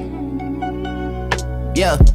You not about to be chillin' in this bitch with kick feet up. I'ma make you bounce out this hole like Big Frida. Pito used to throw a purple 10 on a 2-liter. First private plane I ever rode was an 8-seater. Before that I got the bedroom high with a space heat. All right, let's pause that because I can't have that music playing for too long. Where we at? We're here at this. So boom, people. The 5th question, right? Why did Drake bring OVO over to Sony with Todd Moskowitz? Right? Why did Drake bring OVO over to Sony with Todd Moskowitz? Oh, damn. I was on mute and I didn't even know you guys. I'm sorry. I'm sorry about that. So, back to what we was talking about. That leads us to our 5th question. Why did Drake bring OVO over to Sony with Todd Moskowitz instead of bringing it to Universal when the contract expired? Instead of Universal, right? Instead of Universal, where he's housed at. My pens are not working. I need my pens to be working. I'm writing shit down. It's very important. Instead of Universal. There we go. Instead of Universal. Why did Drake bring OVO over to Sony with Todd instead of Universal? Right? We know he left Warner, and we know Warner probably wanted OVO to be re-signed to Warner. Anybody would want Drake's label to stay. So I'm not even going to put that as a question, right? Why did Drake go sign with Todd, who was in business with the niggas who don't fuck with him? Leor Cohen do not fuck with Drake. I can pull you up every time he's brought up Drake. He do not fuck with Drake. So what was the incentive behind Drake going to get into business with the nigga who formed a company with the niggas who hate him, right? And that leads us to this last question, which is why we have these court documents pulled up. And people, when you start asking these questions, is how I do my research, because you have to find the answers, right? So once you have a question, you research it, you answer, you figure out how to tie it together. Our sixth question would be, what was Todd's beef with 300 and Leor? I say Leor because them other niggas help, but Leor is big dog over there. What was Todd's beef with Leor and 300? What was Todd's beef with Leor and 300? And number 7 on our list today, just for you people to have in the back of your minds when we get there, right? How is Universal tied in with Roc Nation? I just answered that question for you guys. They're still their distributor. And so when we're saying Jay-Z is actively working to go against Drake and he's using Kendrick, and then you see Drake is coming out with a lawsuit against Universal, then we know that's against Universal, who's the front man, but we also know they're also working with Roc Nation. So that's where we're at with that. There's layers to the conversation. We have the Megan piece, but the Megan piece is a small piece because Megan is a small fry. She's not anyone big. See, Megan is just going to be the downfall. That is the part where Megan comes in. Megan is going to be the downfall. And let me tell you something. Keith is not working for free today. I'm not working for free today, bitch. I'll get the fuck off this bitch. Y'all gonna pay me today for all this motherfucking research that I be doing, okay? I just want y'all to know that. You motherfuckers is gonna cash at me today. I'm not working for free. This is not a day off. This is a day on. So before we get back into all of this shit that we work doing, let's try this one more time. Present. Stop. Boom. Share screen. Because one thing I'm not doing is sharing all of this shit for free. I do everything for free. My Cash App is on the screen. Send $1, make me happy. We get back to work. Boy, I am not working for free today. That is not happening. I work for free every day. This information that I'm presenting today is going to answer a whole lot of motherfucking questions that a whole lot of other niggas is not answering. We're going to be up here for a while because I have to get into the thick of it. But I am not working for free today. That's not what's happening. I work for free all the time.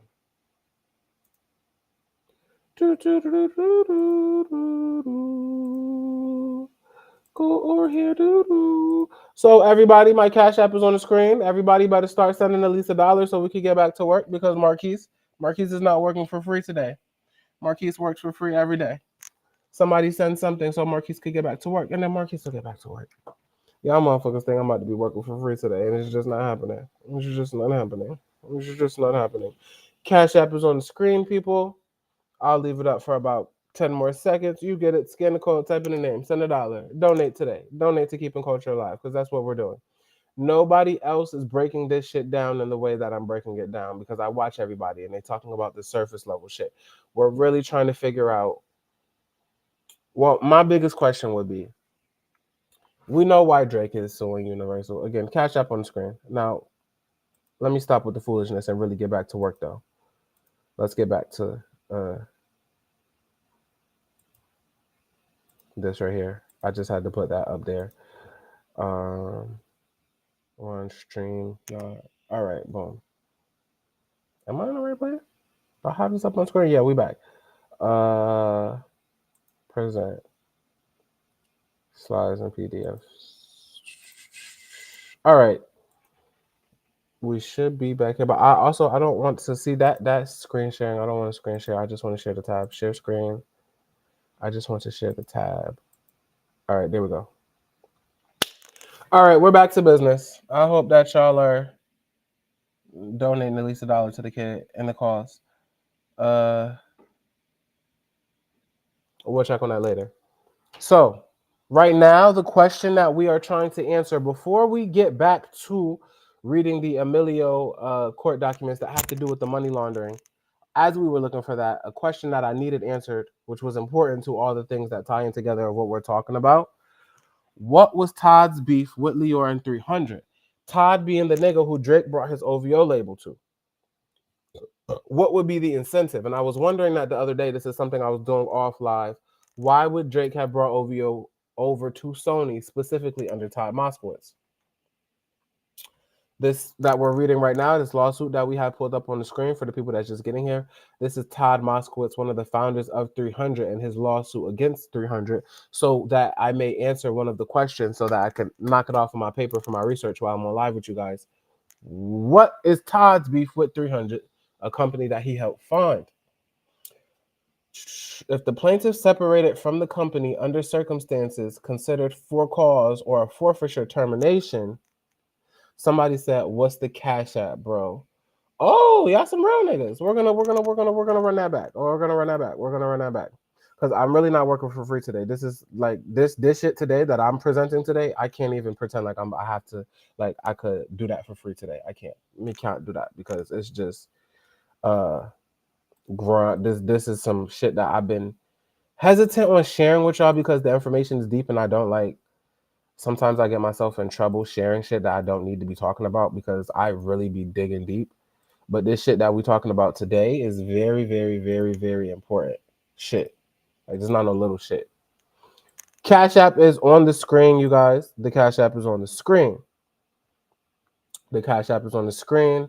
I'm going to leave it up for 30 more seconds. I don't even care if it's just $1. But, you guys, Keith is not working for free today. It's 1,000 people in here. Everybody send $1. It'll be $1,000. And just from everybody sending $1. Now, I'm going to have the Cash App up for 30 more seconds if you guys feel inclined, because somebody just asked me what the Cash App is. It's up on the screen. And let me say this too. I be joking a lot, but I really am appreciative. Not even just the people who don't know, just the fact that everybody gets up here and listens to me. The fact that you guys care about what I'm saying. The fact that you guys believe in me to deliver this information to you. It means a lot to me. I never take it for granted. I really appreciate it. That's why I've really been trying to be consistent with getting on live. I've really been trying to be consistent with delivering information and researching. Now, I used to feel like I had to have something every day, but the more that I do this, the more that I learn that I do need to take my time so that when times like this come and they happen, I am able to be more knowledgeable in what's going on. But there's so much information that I'm gonna probably have to like not do it on live, sit down, organize the thoughts, and then probably give you guys another thread. I will give this away. The next thread that I was going to do, the same way I started last year off with the thread about how Jay-Z and Warner and all of those people were against Nicki. This year, we're going to break down why Universal and the same group of people, but instead of working with Warner, are working with Universal against Drake. And then that leads me to some whole other questions about Universal and their relationship and Nicki and all that shit. But that's neither here nor there. But let's get back to what we were talking about. I'm gonna take the Cash App off. It's been up there long enough. Boom. Cause this shit here is a fool. Present. Hold on. Share screen. Toddy Todd. Share. See this other shit that I'm using for Twitch and YouTube, it's so confusing to me. It really is. Like, I don't know what's up, what's down, how to get the screen to do what I want the screen to do. Like, it's saying that it's on the screen, but it's not like going on the screen. Share. It says I'm sharing. Oh, Lordy Jesus. Add scene. Media. Screen. And then where are we at? We're here with it, right? Here with it. But why is it not showing the screen? That'd be my issue with this shit.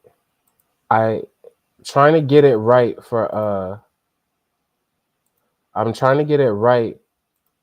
YouTube and Twitch, you guys. Then we're gonna get back to it. I'm not gonna stop again. because I be getting sidetracked. Um, why is it not? What do I be doing that's wrong that it's not popping up? I don't know. We're over here. Boom. Ad scene. Media.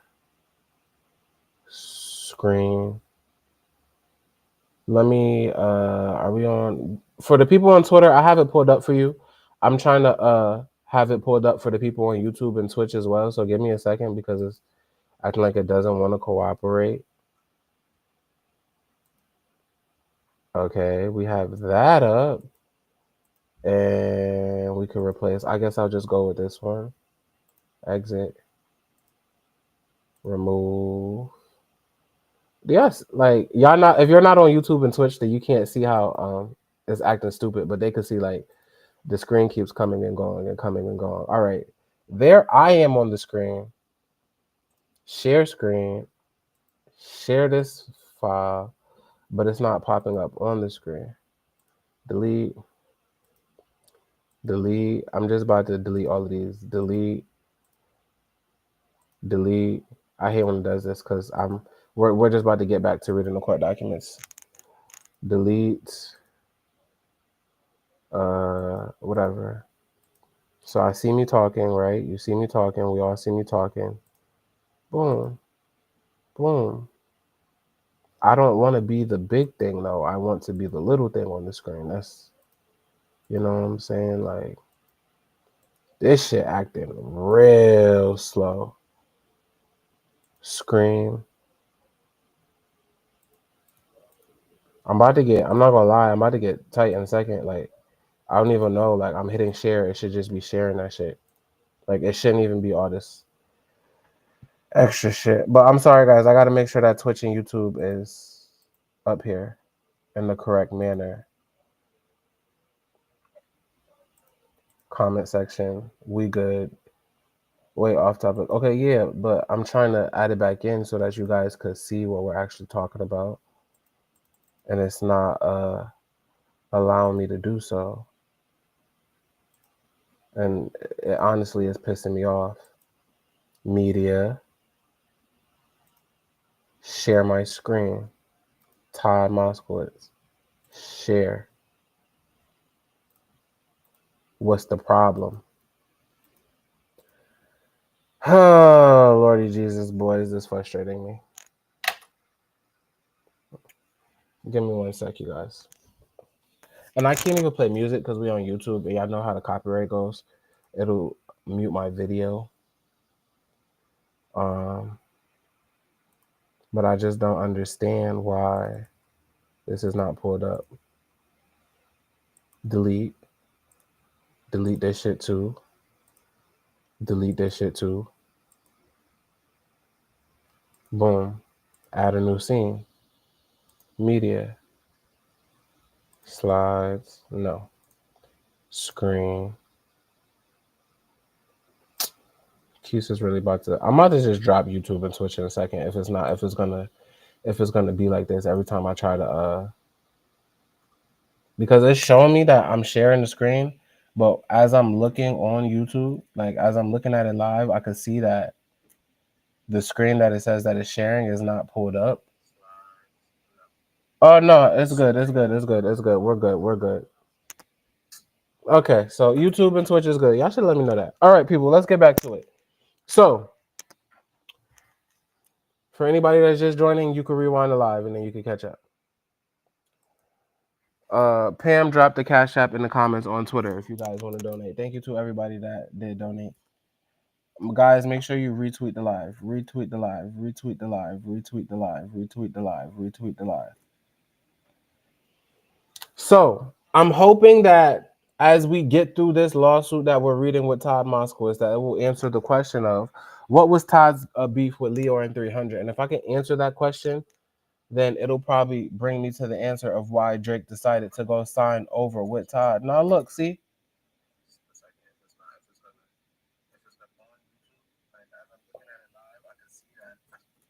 I'm seeing we good on YouTube. I'm sorry if you guys can hear me in the background. I'm watching myself on YouTube to make sure the screen is up. I know Twitter and Twitch is good.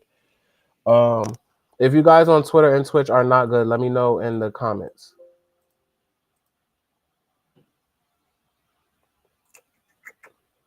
Said we good. All right. This was, yeah, they said we good 4 minutes ago. Okay. We good. We good on Twitter. We're good. All right. So maintain. Okay.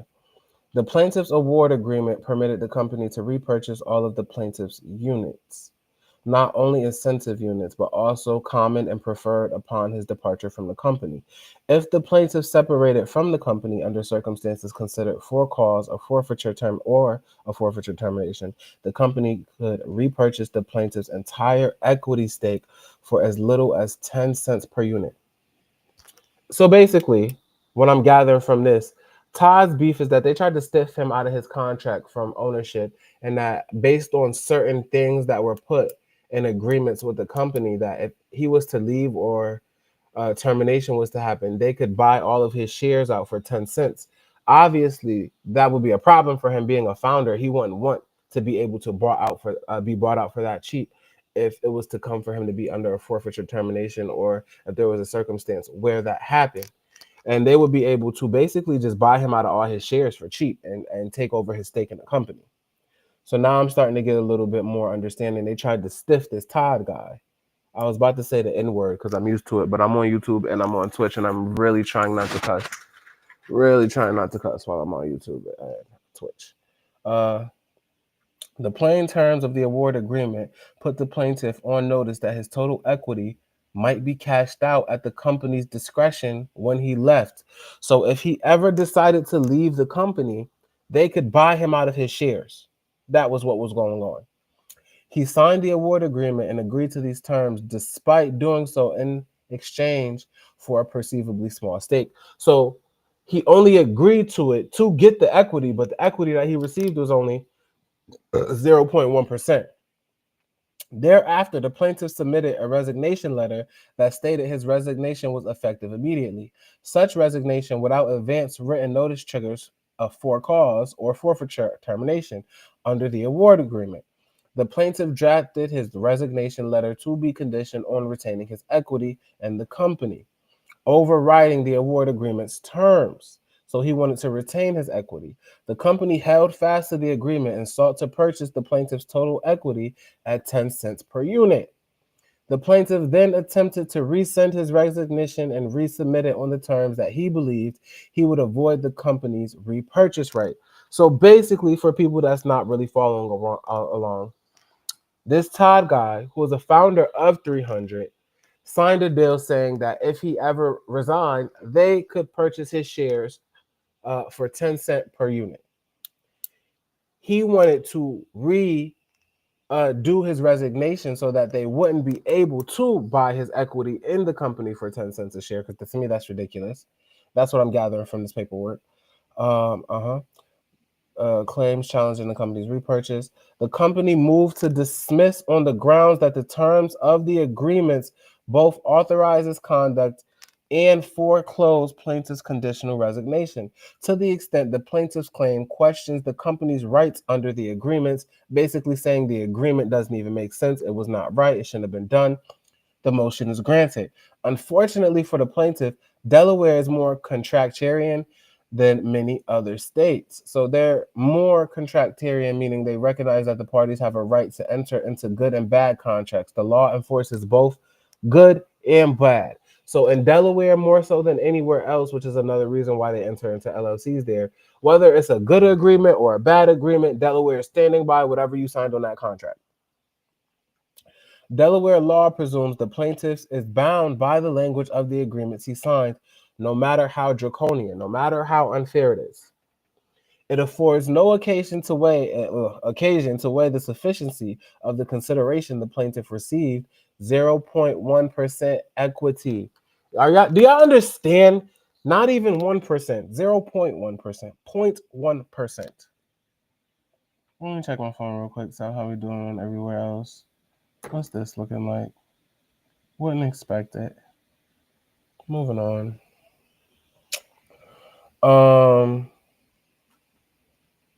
Where was we at? The agreements unanimously grant the company the right to repurchase plaintiff's equity and extinguish his status as a member, meaning they could remove him as a member of the LLC, buy out his shares, remove him like he was never a founder. And so basically what they can do, even though he was a founding member, with the agreement he signed, if he ever tried to resign or was terminated, it doesn't matter if he was a founder, they could buy him out of the company for a very small price, which to me is very shady. So now I'm starting to understand.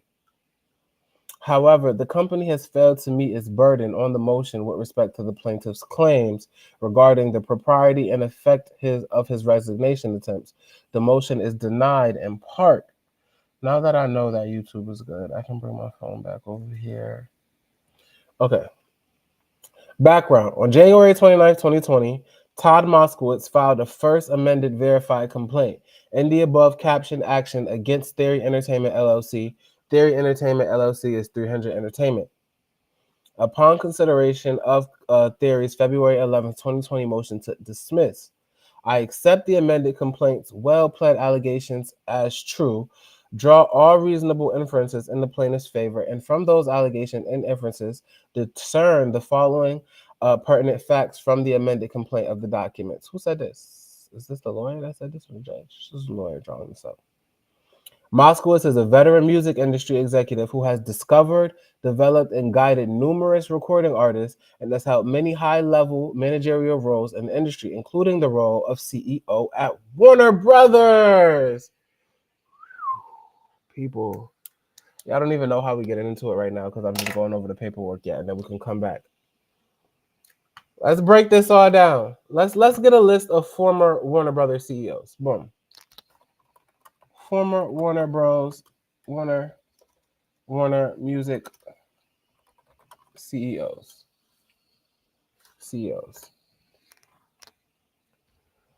Chief Executive Officer, Warner. That's not. When was Todd in charge at Warner? A history of Warner Music Group. But I want to know former list of former Warner CEOs. List of former Warner Music CEOs.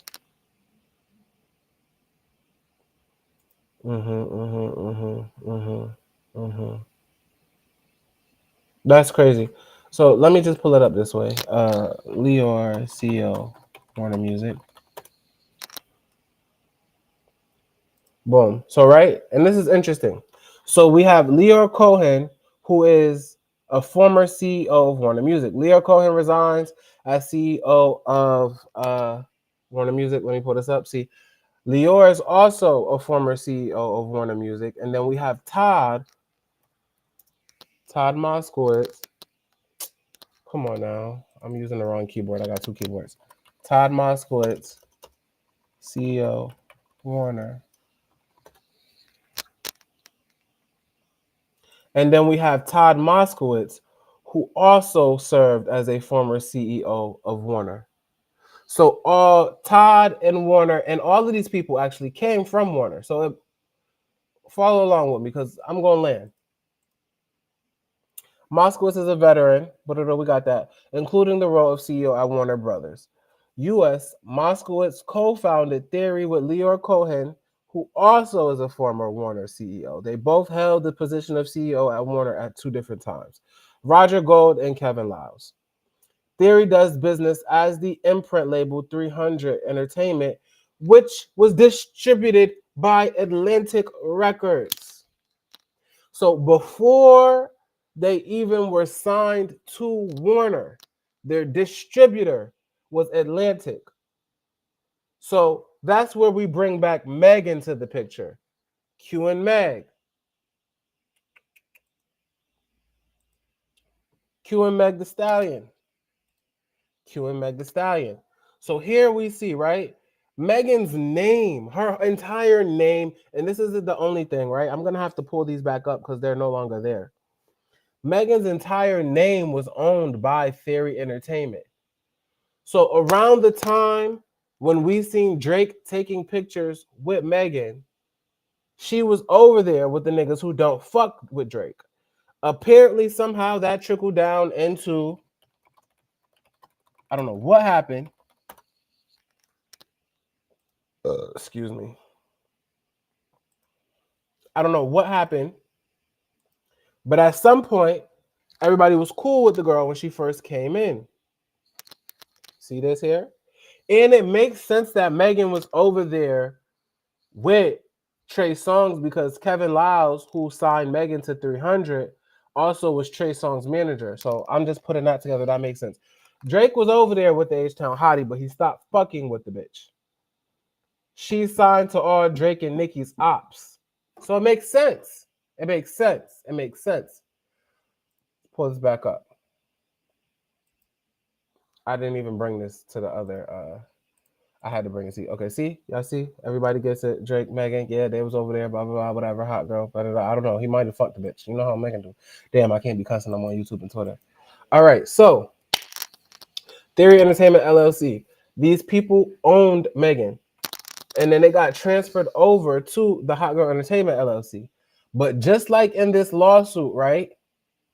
Now let's go back to the Garcia versus Amelia, and this is why it's important. And then we get back to Emilio and Megan. They're saying Roc Nation is laundering money through her LLCs. The corporations and or entities owned, operated, and controlled by the same owner or owner group operating as a unified operation, and upon information and belief, each provides mutually supportive services to the substantial advantage of the other, such that each entity may be treated as agents of each other, independent contractors, subcontractors, a single enterprise, and or joint employers. So again, you have all these different LLCs being operated, and it's acting as if there are different officers for these LLCs, and they're different groups of people and separate people. However, all of these LLCs all run back to the same place. The Roc Nation one in Delaware goes back to the same place as the Theory Entertainment LLC, which is the 300 Entertainment LLC, which goes back to the same place as the Hot Girl Productions, Hot Girl Touring LLC. So they want us to believe, and they want the government to believe, these are three independent organizations that are acting independent of each other, when really they're all being ran by the same people. Upon information and belief, defendants were plaintiffs' employers. So all of these people with these LLCs, which are the corporations that's supposed to be paying Emilio, they all were his employers at all times relevant.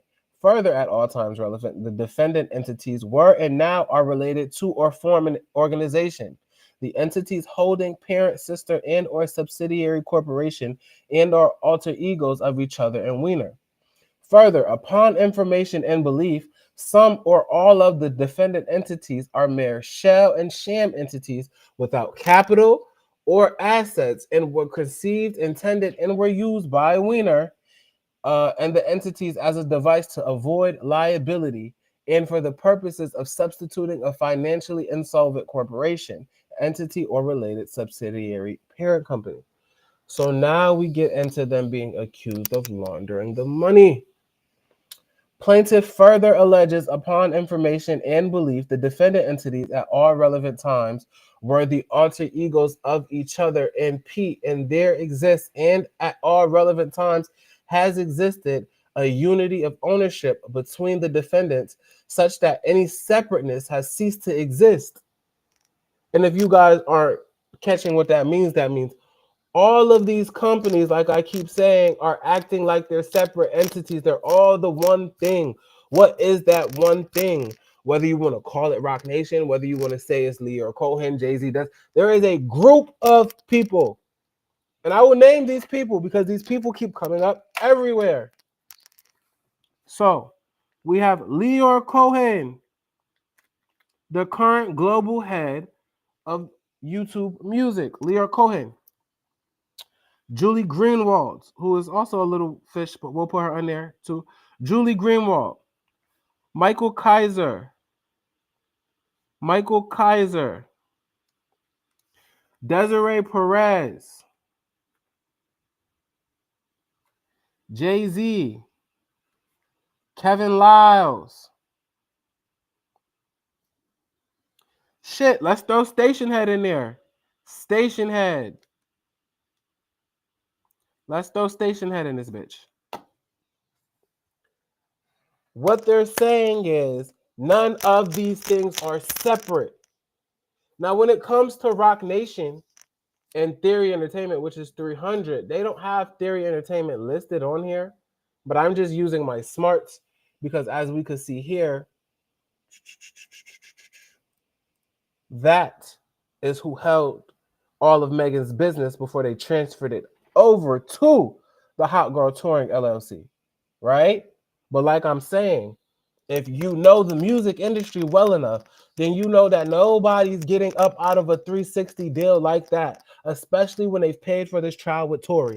They paid for your legal fees. They were advancing you money when you said Carl was not paying for anything at 1501. You owe these people out the wazoo. You owe these people mad money. So anybody thinking just because they changed the name from Theory Entertainment to what is this called? Hot Girl Trademark Holdings, and y'all think because it says Hot Girl on it that Megan is in charge? No. That's why they had her sign that power of attorney away. To who? The Rock Nation lawyer. Come on. That is why they had her sign the power of attorney away to the Rock Nation lawyer so that they could present it to the public as if she is an independent artist, owns her masters, and is doing everything on her own. When in reality, just with this little power of attorney document here, it's showing you that they're still operating all the businesses at the interest of the Rock Nation LLC, the Theory Entertainment LLC, and all the people whose businesses lead back to that same address. Are we following along, people? Are we seeing? Now, I'm going to tie Drake into it in a moment because that's where the Todd nigga comes in. Drake then takes his business over to Todd, leaves Warner Music from OVO because Drake is signed to Universal, but again, OVO was signed to Warner. Drake then takes OVO from Warner, and for some reason, instead of signing OVO over to Universal, who he always claims he had a good relationship with, he takes OVO and he signs it over to Sony under this Todd guy. Todd, who is a former Warner CEO, now over there with Sony, also was in business with Lior. Now, keep walking with me, people. Keep walking because, boy, we have a lot to talk about today. And all of the information just so happens to be on my Twitter. Thank God I archived this shit on here. I need a website so I can have it all archived. Boom. Lion Lior. That's what I call him. Lion Lior. Lior Drake. Let's pull it up. See? And I want to show you guys this too because I want to point this out, right? Y'all see how I have searched my name on Twitter. I go in the search bar. I pull up what I know is there because I've tweeted it. Twitter is now filtering searches. Twitter was not filtering searches last year. And that's something else that we would have to get into because that also ties back into Jay-Z, his relationship with Jay-Z and him sitting on the board of Block, formerly known as Square, and his bestie, Jack Dorsey, being still the third largest shareholder of Twitter after he sold it to Elon, and Jay-Z sitting on the board of Block while they still were the owners of Twitter. Now, all of a sudden, you can't search for things on Twitter unless you do an advanced search. If I was an innocent bystander who didn't really know how everything worked and I wanted to come search something up, I wouldn't be able to do it unless I did an advanced search because things are no longer popping up. They're filtering out searches. In real time, all of this shit is happening. Now, look, if I go do a specific search, Lior, and then I do Drake, and then I type my name in,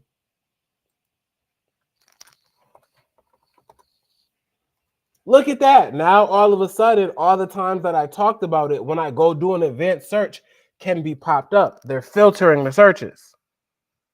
All of these things are going on in real time. I've been trying to tell you about all of this for a year, but I love that it's all coming out in the court documents. Woo! This next thread that I do is going to be nasty work because everything that we're talking about on the live, I'm going to find a way to condense it, make it readable, make it make sense, and then put it in you guys' face so we can get all this information. But like I told y'all, I'm not working for free today. I'm not working for free. You niggas won't get a thread. I won't break this shit down. I will leave you niggas with academics and Joe Budden, and then y'all can go over there, and then y'all won't never know shit that's really going on. Y'all always online trying to be investigators and figure out what the fuck is going on. Well, guess what? I'm putting it all in your face. And though I'm presenting the information, and it'll be easier when I do put it in a thread in a reading form, because I'm in real time still seeing new things about the research as I'm going over this stuff with you, but I just know how to put it all together as we're doing it, because I've been researching for different purposes for the last 2 weeks, and then who knew it was all going to tie together when all this court shit came out with Emilio. But that's crazy, right? However, I'm not working for free today. I'm about to ask y'all for money again in about 10 minutes, but I don't want to get off track. Just know, if everybody send me $1 today, then I'll be a happy camper, and I don't got to be cranky, and we can get through this live without me ending it, and I'll cut this shit, and I'll tell y'all go over there to academics and his fat ass non-research doing ass, and go over to all the other people that's not going to really do this work to show y'all what's really going on. I spend hours and hours and hours and hours and hours and hours and hours and hours and hours of every day in my free time doing this shit because I love to do it. But y'all not finna just come over here for free every day. Like, damn, I give y'all shit for free every day. Today, we're not working for free. Today, this shit that we're talking about is too real for me to work for free. I'm just gonna let y'all know that. So I will be hitting y'all up for some money again after I get through this little section because I'm not working for free today. Let me check the comments. How everybody's doing in the chat? Is everybody following along in the chat? Is everybody good? Is everybody good? Okay. Let's get back to it. So Leor Cohen. Let's see how Leor Cohen feels about Drake. I could just read the tweet verbatim what I said. Okay. Leor Cohen, former CEO of Warner Music, current global head of YouTube Music, one of the people who signed Megan Thee Stallion, the mentor of Jay-Z, Leor Cohen, has had beef with Drake because Drake told them he was going to sign to Def Jam, and he never did. This was way back before he was with Young Money, around like 2007, 2008, between 2006, 2008 time, around there. Drake was going to sign to Def Jam. He never did. It's been a beef ever since. They've been sending Jay, and see, that is Jay-Z's role, right? This man right here, no, he do not like Drake for nothing. Drake went over and decided to sign that Universal with Young Money, Cash Money, all right, whatever. This man has not let that go. So much so to the fact that he sent Jay-Z over to butter Drake up, knowing that we all look up to Jay-Z at a point in time. If you really into hip-hop, you know what I'm saying? If you really a student of the game, at some point, niggas have looked up to Jay. That's somebody that Nicki and Drake has looked up to. They use his position, and this is why I call Jay-Z a house N-word, a house N-I-G-G-E-R. I'm on YouTube and Twitch. I can't cut up how I usually do when I'm just on Twitter. Jay-Z is the house N-I-G-G-E-R that does work for the higher ups that's above him, but he's been getting out of line with his own agendas as well lately. So they're sending Jay-Z at Drake constantly, trying to befriend him, butter him up, give him business advice. When things were going wrong with Young Money, Cash Money, try to get Drake to sign with Roc Nation for management. Drake just never went through with it. And this is like the same exact story that I was telling all last year as it pertained to Nicki. It's just the exact same thing happened with Drake. And the exact same thing happened with Tory, but not in the same way because Tory's a little fish. They just tried to sign him. But the way they was eyeing Nicki and Drake, they're the most profitable man and woman in all of hip-hop. And this is one of the people that has been upset about that this whole time because they haven't been able to get a piece of that pie.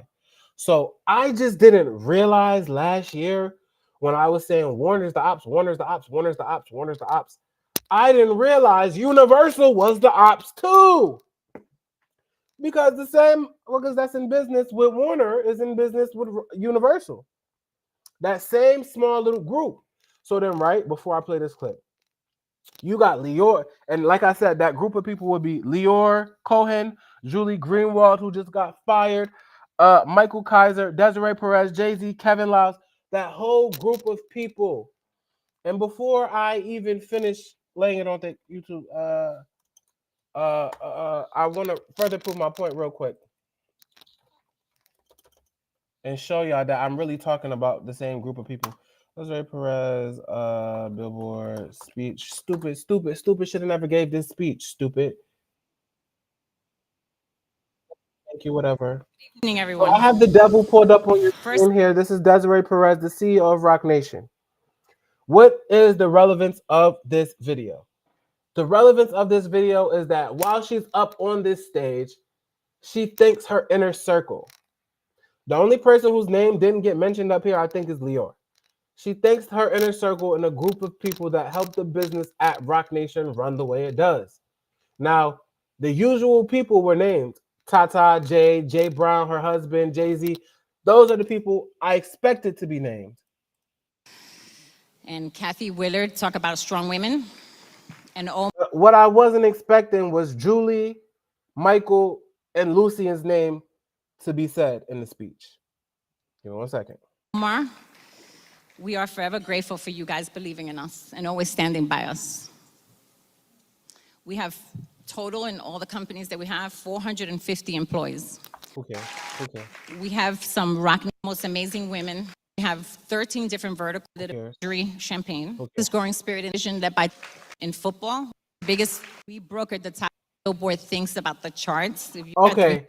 Here's another little tidbit that's going to be for another day, but this is something else that's important.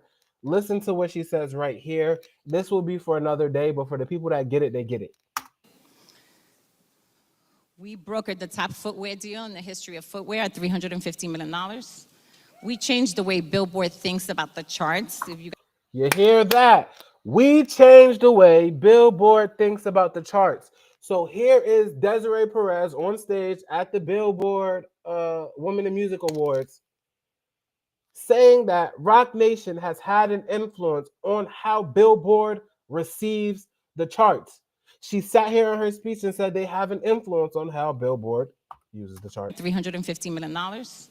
We changed the way Billboard thinks about the charts. If you guys remember Magna Carta, whatever. Dania and Tawalame, who sit one of the partnerships that we have, but Jana and Missy, I'm sorry, if it weren't for them.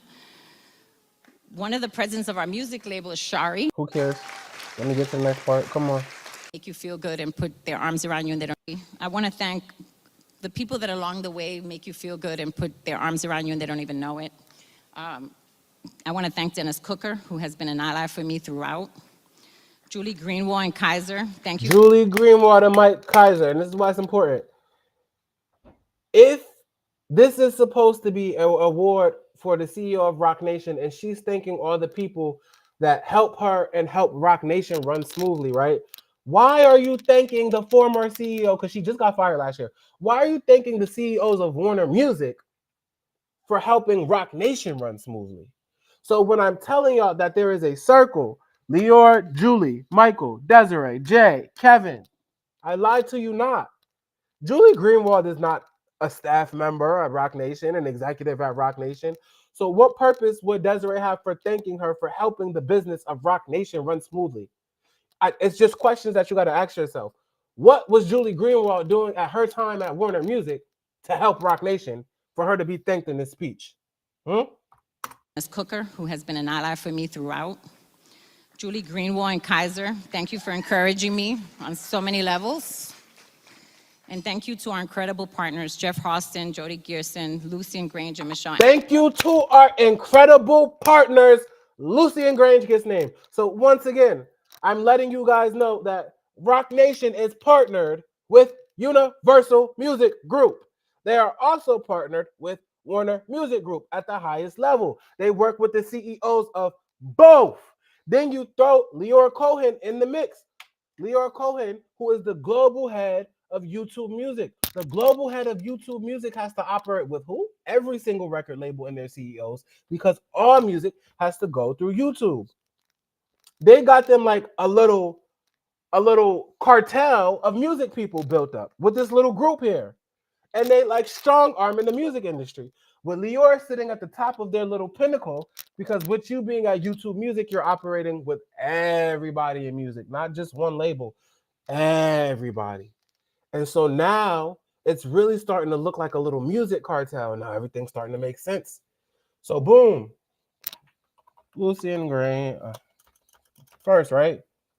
Lior, Jay-Z, mentor, boom.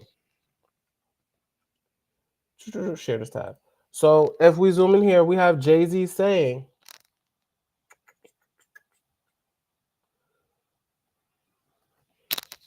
Leor Cohen, who I consider my mentor, once told me something that he was told. So Jay-Z is saying that Leor Cohen is his mentor. Leor Cohen was over there at Rockefeller and Def Jam and all of that. Boom, okay, right? So I would place Leor above all of them. If I had to order them and who I think is at the top of that food chain in that little group, it would be Leor Cohen. Boom, right? We following along, right? Boom. Leor Lucian. Boom! We have Leor with who? None other than Lucian. They got Kanye over there in that motherfucking hat. Leor and Lucian. Leor and Lucian. Like a happy little married family. That's AI. Anyways, you see them all grouped up over there, all hugged and smiled up. Boom. So the whole time, we're thinking Warner is the only ops. Whole time, Rock Nation is operating directly with Warner and Universal.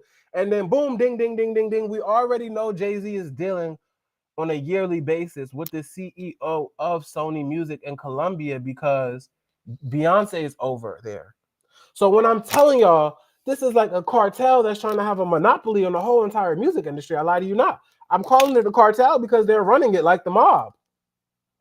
They have their hands in everything. They have their hands on everything, in everything, and on everything. This is why people are so scared to speak out. They're literally like the mob running like their own little sector of music. Now, don't get me wrong. It's the music industry. So it's other people with their own little sections, their own little kicks, their own little groups. But this is like the biggest strong arm. You got Leor over at YouTube. You got Rock Nation working with Warner, working with every label basically, but distributed through Universal. Warner over there publishing.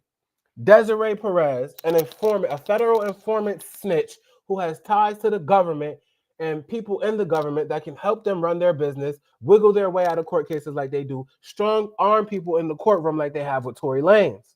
And so everything starts to come together when you start doing the what, people? When you start doing the research. That's why I'm not working for free today. That's why I'm not working for free today. So this is what's going on. Write this down in your notebooks, people. Because again, whole time we're thinking it's just Warner that's the ops. Universal's over here working directly with Rock Nation. Boom. Let me pull up my little, I'm not going to put y'all in my Discord. No, but that's where I store a lot of information.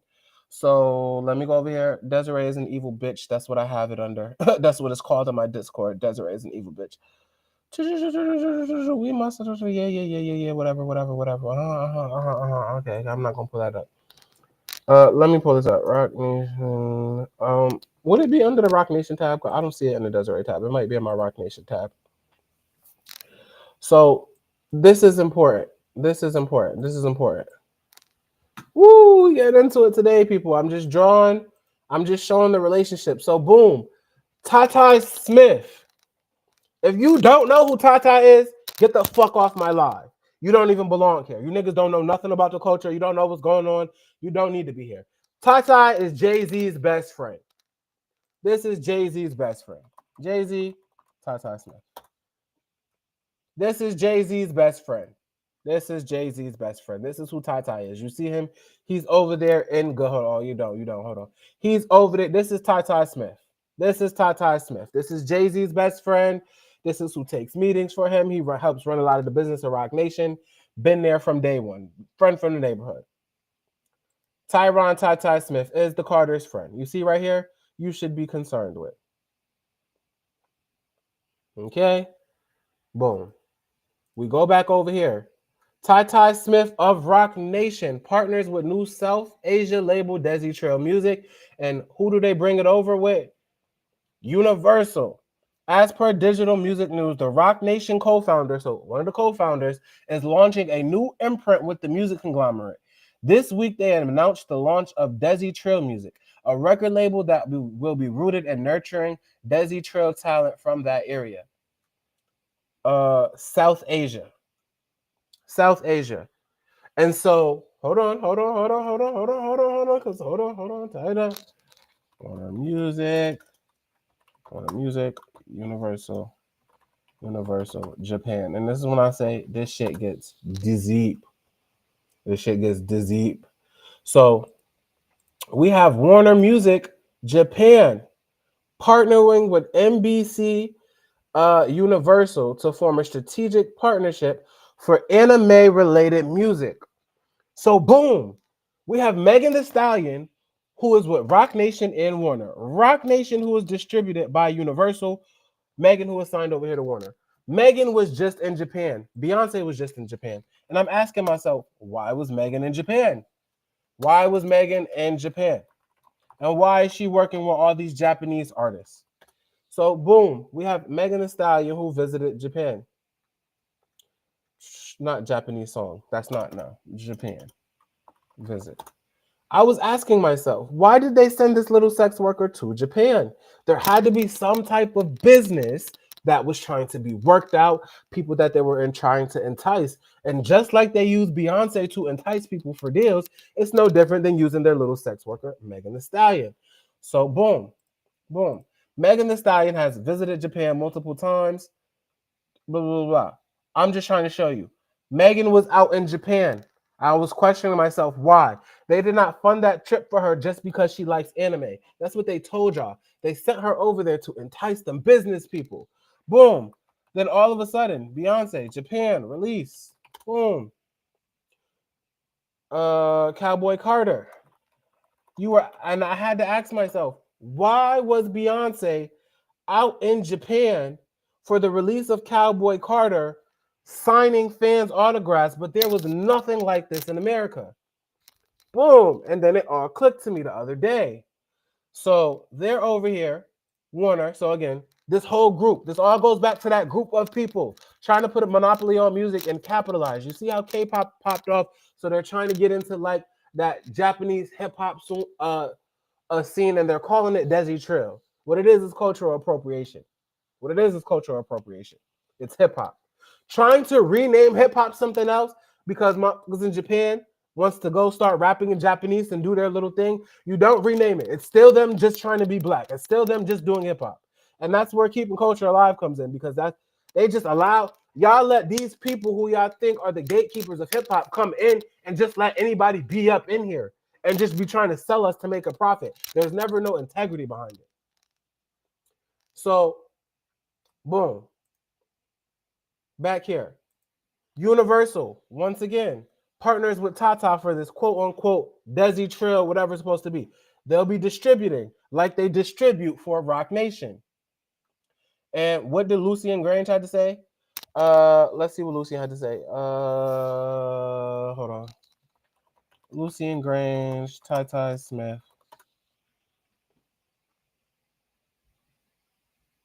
Here we have it right here, the official write-up from Universal themselves. So now Lucien Grange is partnering with Jay-Z's best friend. I say Lucien because he's the one working with the deal. He's the CEO. Lucien Grange, Ty Smith. Where's the picture? Here we go. So there we have Lucien Grange, the CEO of Universal Music, here with Jay-Z's best friend, Ty Smith, who is also an affiliate of Rock Nation. So how did this go? Let's go over to the write-up where we was at. Where was the Universal Music write-up that I was looking at just now? I have so many tabs open. Okay, here we go. Universal. Boom. Ty, Lucien. This is Jay-Z's best friend. This is the CEO of Universal Music. Now, I want to get into what Lucien said about the deal. In making this, blah, blah, blah, Ty Smith, I know we share a passion for... Okay, so let me zoom in so you guys can see.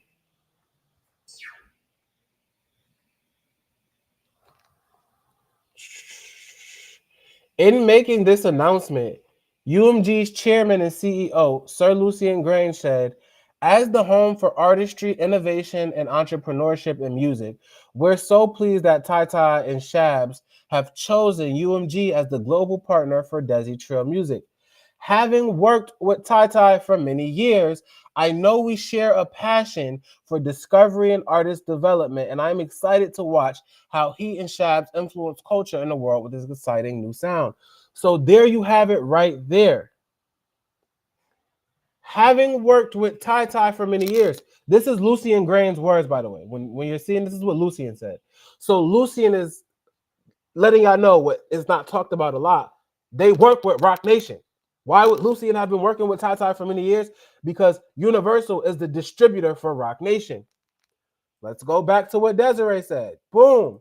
She thanked the partners of Rock Nation. Who are the partners? Julie Greenwald and Kaiser, thank you for encouraging me on so many levels.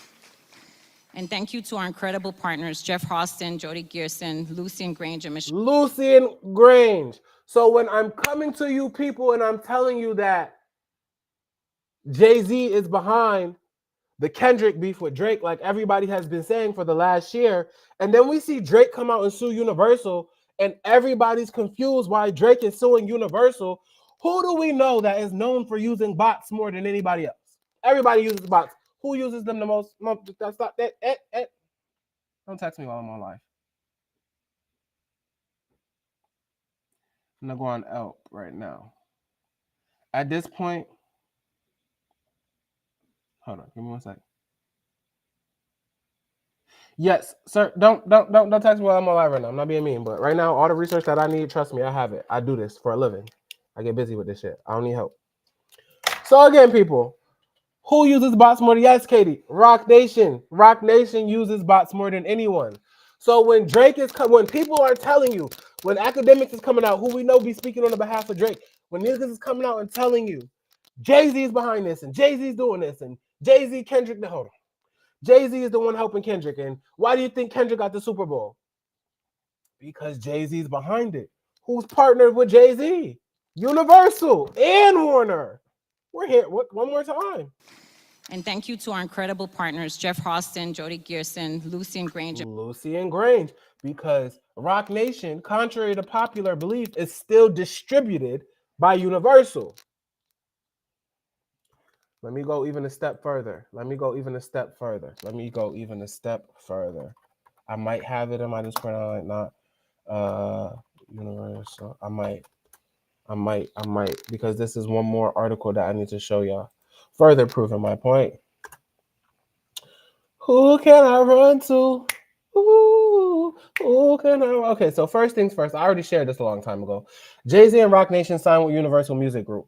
This was way back in 2013, but people thought that the deal was no longer going on because no one really talks about the partnership with Universal and Jay-Z. It's just there. It's just like this silent thing with Universal and Rock Nation. This has been in place for 12 years now, 13 to 25, 12 years now.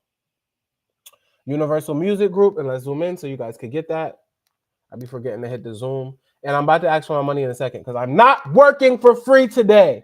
I'd be nice. We play. We do all that. If y'all love me and y'all rock with me, then y'all are sending me money today because I'm not working for free. If everybody send $1, then we'll have a whole day's worth of work money.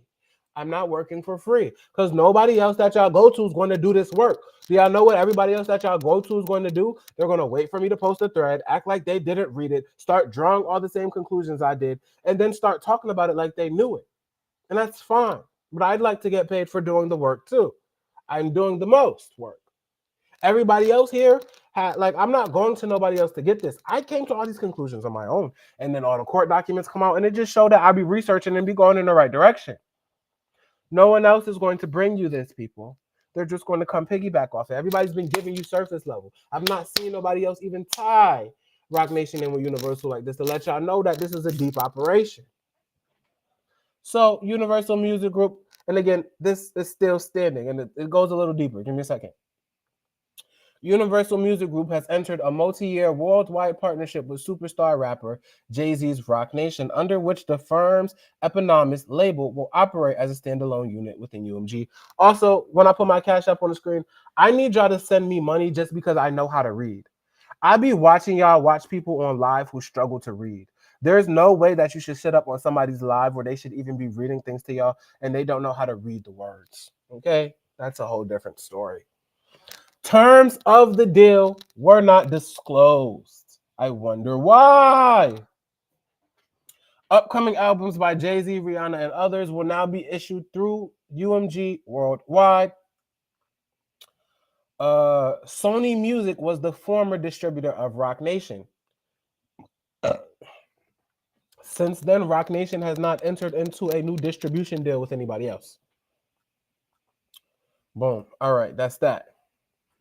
There's another article that I'm looking from. Here we go. Here we go. This is the article. Universal, and this was from, when is this article from? If you guys could see right here, let me zoom in again. This is important. This article is from February 4th, 2024.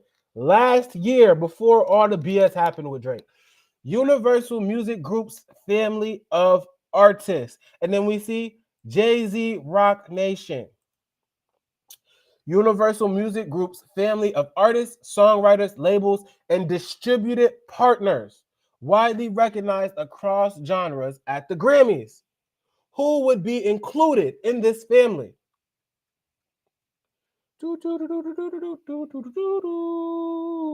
Actually, we could just do this. Control F. Roc. Roc Nation. Ding, ding, ding, ding, ding.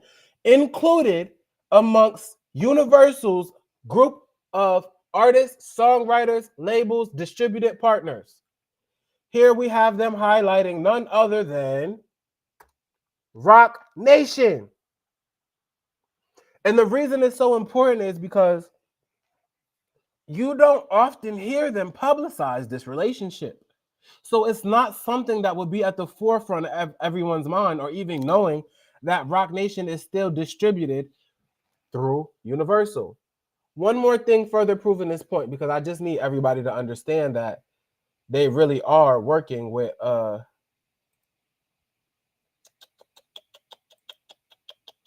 intimidation. Where is that?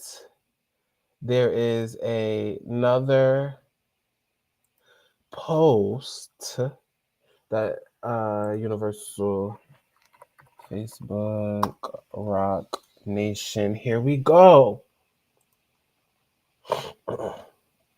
Exit. So here is a man named Tony DeYoung. He is with Roc Nation. This is from a couple fucking weeks ago. He is with Roc Nation. He's putting emails up showing things that's going on with his deal with them. And he knows because he is an inside member. I'm talking to my major label, Roc Nation, distributed by Universal Music Group, right now live in the email. Roc Nation and Universal Music Group.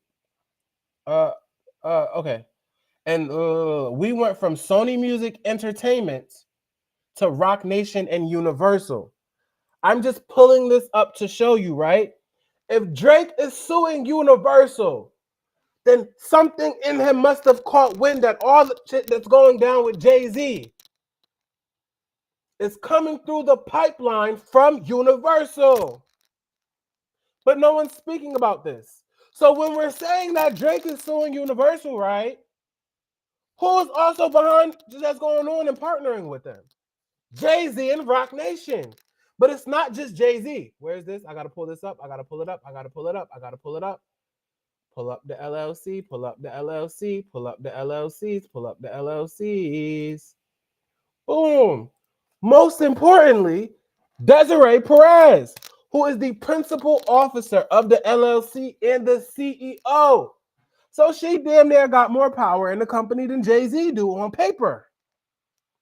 On paper, Desiree has more power than Jay-Z of Roc Nation. So, boom. One more thing. Boom. We see Desiree just thanked Lucian Grange, right? Now, what does Lucian have to say about Desiree?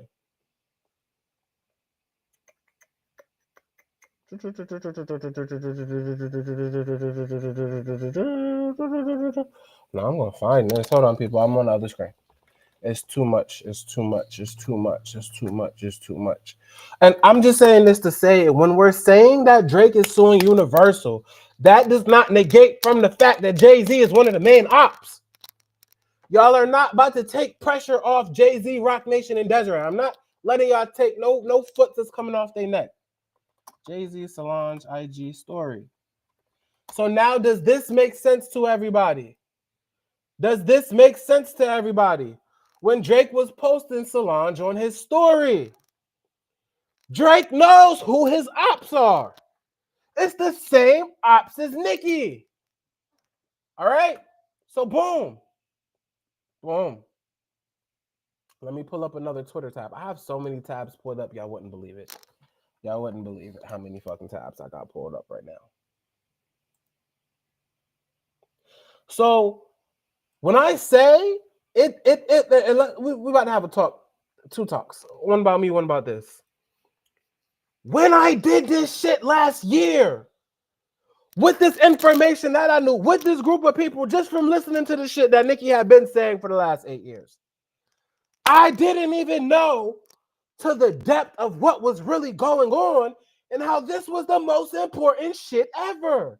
This shit right here still holds the most weight. It's just all the other shit that ties into it that I hadn't put together yet. This first thread that I made right here, this still holds the most weight. Because this breaks it down, but I just broke it down from a Nicki Minaj standpoint. But all of these same people are the same people doing this. It's just that Warner's not the only ops. And so when y'all get this next thread and I put it together the same way I put this together, and then I align them together. See, last year we did Nicki. And I didn't even do this on purpose. I was just talking. I didn't make this thread on purpose. I wrote this first tweet and I felt like this tweet wasn't enough. I felt like this tweet was not enough to explain what was going on. So then I added this. But then I felt like this wasn't enough to explain what was going on. So then I just kept adding on and adding on and adding on because I felt like it wasn't enough for one tweet to explain. On top of, I didn't have a blue check on Twitter at the time. As y'all can see from this thread, I barely could write. So I had to condense my words and make it work. But I had no idea. At the time, I thought they was just bullying Nicki because she didn't want to sign with them. Okay, boom, beef. No, it's a whole motherfucking cartel operation of niggas trying to bully their way in the industry. A whole little group of people, money laundering, all this whole shit that I didn't know was going on.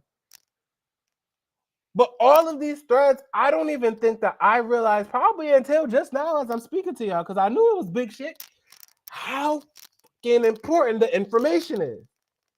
And why it's so important for it to be there and live on. I was cracking a whole code that was not supposed to be cracked, that nobody's talking about, that everybody in the industry know about, but nobody else is really talking about. And I didn't realize I was cracking the code just with this first thread right here. And then tying everything else, and then like I really, like, you know, even it's the way that I be doing it and I don't be knowing. Even as far as with this right here, right? Look how relevant this turned out to be. All the work that I did last year and I didn't know, I was foreshadowing all the events that was to come. And that's why everybody in the industry was wondering who the fuck I was and how I knew what I knew. And if somebody was telling me what I know, but it was just me being nosy. And just me also loving Nicki so much and loving the entertainment industry and music and something that I grew up on and wanted to be a part of and loving in the culture, that me just always being nosy and researching and then me paying attention to every single thing that Nicki said and says. I listen to her every word. Anything that Nicki says, I stick to it like glue. It whether it's a motivational speech, whether she's talking about her ops, but I didn't know how this was going to translate into the Drake shit, and then me building the platform, and then me having a focused topic of things that all lead into each other. Yeah, the way it's organically coming together. But the reason it's blowing my mind, right, is that y'all don't even know that I unintentionally, again, just researching, trying to find things to tie things together, this year once again got down the same path. Y'all don't even know. I've been looking into since the year started. We're on the 15th day of the year. We're on the 1 year anniversary of KCA yesterday. I didn't even intentionally know I was doing this. I'm looking up all these LLCs and I'm speaking to my KCA chat. I told you I have people my 5 KCA people. I'm on the phone with them. We're doing conference calls. We in the group chat. I'm looking up LLCs. I'm telling them this don't make sense. That don't make sense. Why is Desiree on this? Why is there so many things? Why is Live Nation on this? I'm trying to piece it together. And I didn't want to just accuse them of money laundering because I personally don't have proof of that. And then everything came out with the Emilio shit. And then them verbatim coming out saying, All these LLCs are not independent of each other. These are just shell companies that they use to launder money through and funnel money through. And everything just comes together organically from me being a nosy ass nigga on the internet and me loving Nicki Minaj and Drake, which is crazy because I don't love anybody more than Nicki Minaj and Drake. But even just with this thread, who knew this shit should have 1 million views? Who knew how important everything in this fucking thread for the rest of the year? I promise you, it's going to come out. This was just the beginning of the operation when they snitched on Jay Prince and all of them. It's deeper than what is even here. So I see that I'm the only person that's going to do the work and has to keep digging because it's my research and it all ties in together. And I've been telling y'all from last year, whether I'm talking about Rock Nation or Julie or this person or that, everything I talk about ties into each other. And then people will call you crazy. And then look at the bots in the comments talking about, do people not have live these days? You lucky I'm on YouTube and Twitch and I can't pause it to cuss you out because I done lit you a new asshole on this motherfucking live. I know that's why a motherfucking bot or somebody on the page worried about why I'm in their business. Oh well, I'm gonna keep being on social media in other people's business. At nan and the boo boo, at nan and the boo boo. You can't stop me. I'm gonna keep being in your business. Nan and the boo boo. You can't stop me. But anyways, people. It's just crazy to me because you would think that like somebody sent me or like I actually worked in the industry or something. No, like everything just came together naturally for me being nosy and me knowing certain people and me being able to get certain information from people that I do know work around the industry, because this is what people don't understand. Everybody doesn't have to be a celebrity to work in the industry. I know so many people that have corporate jobs that are in the music industry that have positions where I can ask them a question and they'll tell me something. I can go ask who are going to be the performers at the Super Bowl. I can go ask who's doing this, who's doing that, who's doing that, who's doing this, because I have different people that are in different rooms that I can just go ask them questions. Just for me knowing people. Not even knowing that it was going to tie into my life one day. Just for me being nosy and just me knowing people in real life, for my real life. And they're them being normal, everyday people that aren't famous or executives that just work in it and help people and do things and put things together. So it just all was meant to be. But I think it's just crazy because it really was unintentional. And then when I make this second thread, like, you know what I'm saying? I already, everything that I'm going to say about the Drake thread is pretty much going to be the same thing that I did with this Nicki one, like I said, but it's going to be the Drake version. So it's going to have different variants on it. And I'm going to put that there because I feel like that has to be read and not me explain it. I have to put that together so you guys could read it and then we could get up here and we could do it. But it's going to be basically the same thing as this was if you read this, but it's going to be the Drake version. But it all leads back to the same people when you follow the money and you follow the business. It all leads back to the same place. It just wasn't on my bingo card that Universal also was the fucking ops. Because why would you be ops to your two biggest money makers in hip hop? Why would you be working with the people trying to take out the people? Like, that don't make sense. Because they're trying to clear the market and make way for new people. Because Drake and Nicki have become too powerful. Because they have too much market share. Female rappers, you cannot come up without going through Nicki's name. Male rapper, every male rapper that's successful for the most part has had to come through Drake to pop. They're tired of it. They're tired of having to go through Nicki and Drake for everything. Their own fucking label, working with the ops. It's crazy to see. You can't, like, business is shiesty because it's never personal. It's just business. It's just about getting money out the way. Drake and Nicki are affecting Universal, Warner, everybody else getting money in hip hop with other artists. All the money's going to Nicki and Drake. Nobody else is getting money. That's the problem. That is where this all stems from. Their downfall, however, was Megan Thee Stallion. Everything that has happened with Megan is the reason that all of this information is coming out. Because they got sloppy. They went at Tory. They start getting too comfortable with the way that they move. And then slowly, it start looking like, oh, Nicki's not crazy. Oh, look at Drake filing lawsuits against Universal. But I just didn't have it on my bingo card that Universal also was the ops too. So Yeah. Let me get back to Emilio Garcia P. Okay, let's get back to this. You see, when you start going down them rabbit holes, it starts getting crazy.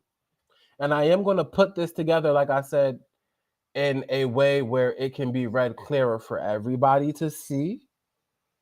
But again, the group of people right now that we're looking at: Leor, Julie, Michael, Desiree, Jay, Kevin, that group of people. Now, would I say Lucian personally is in that group of people? No. But he's a very close associate, because when we start talking about money laundering,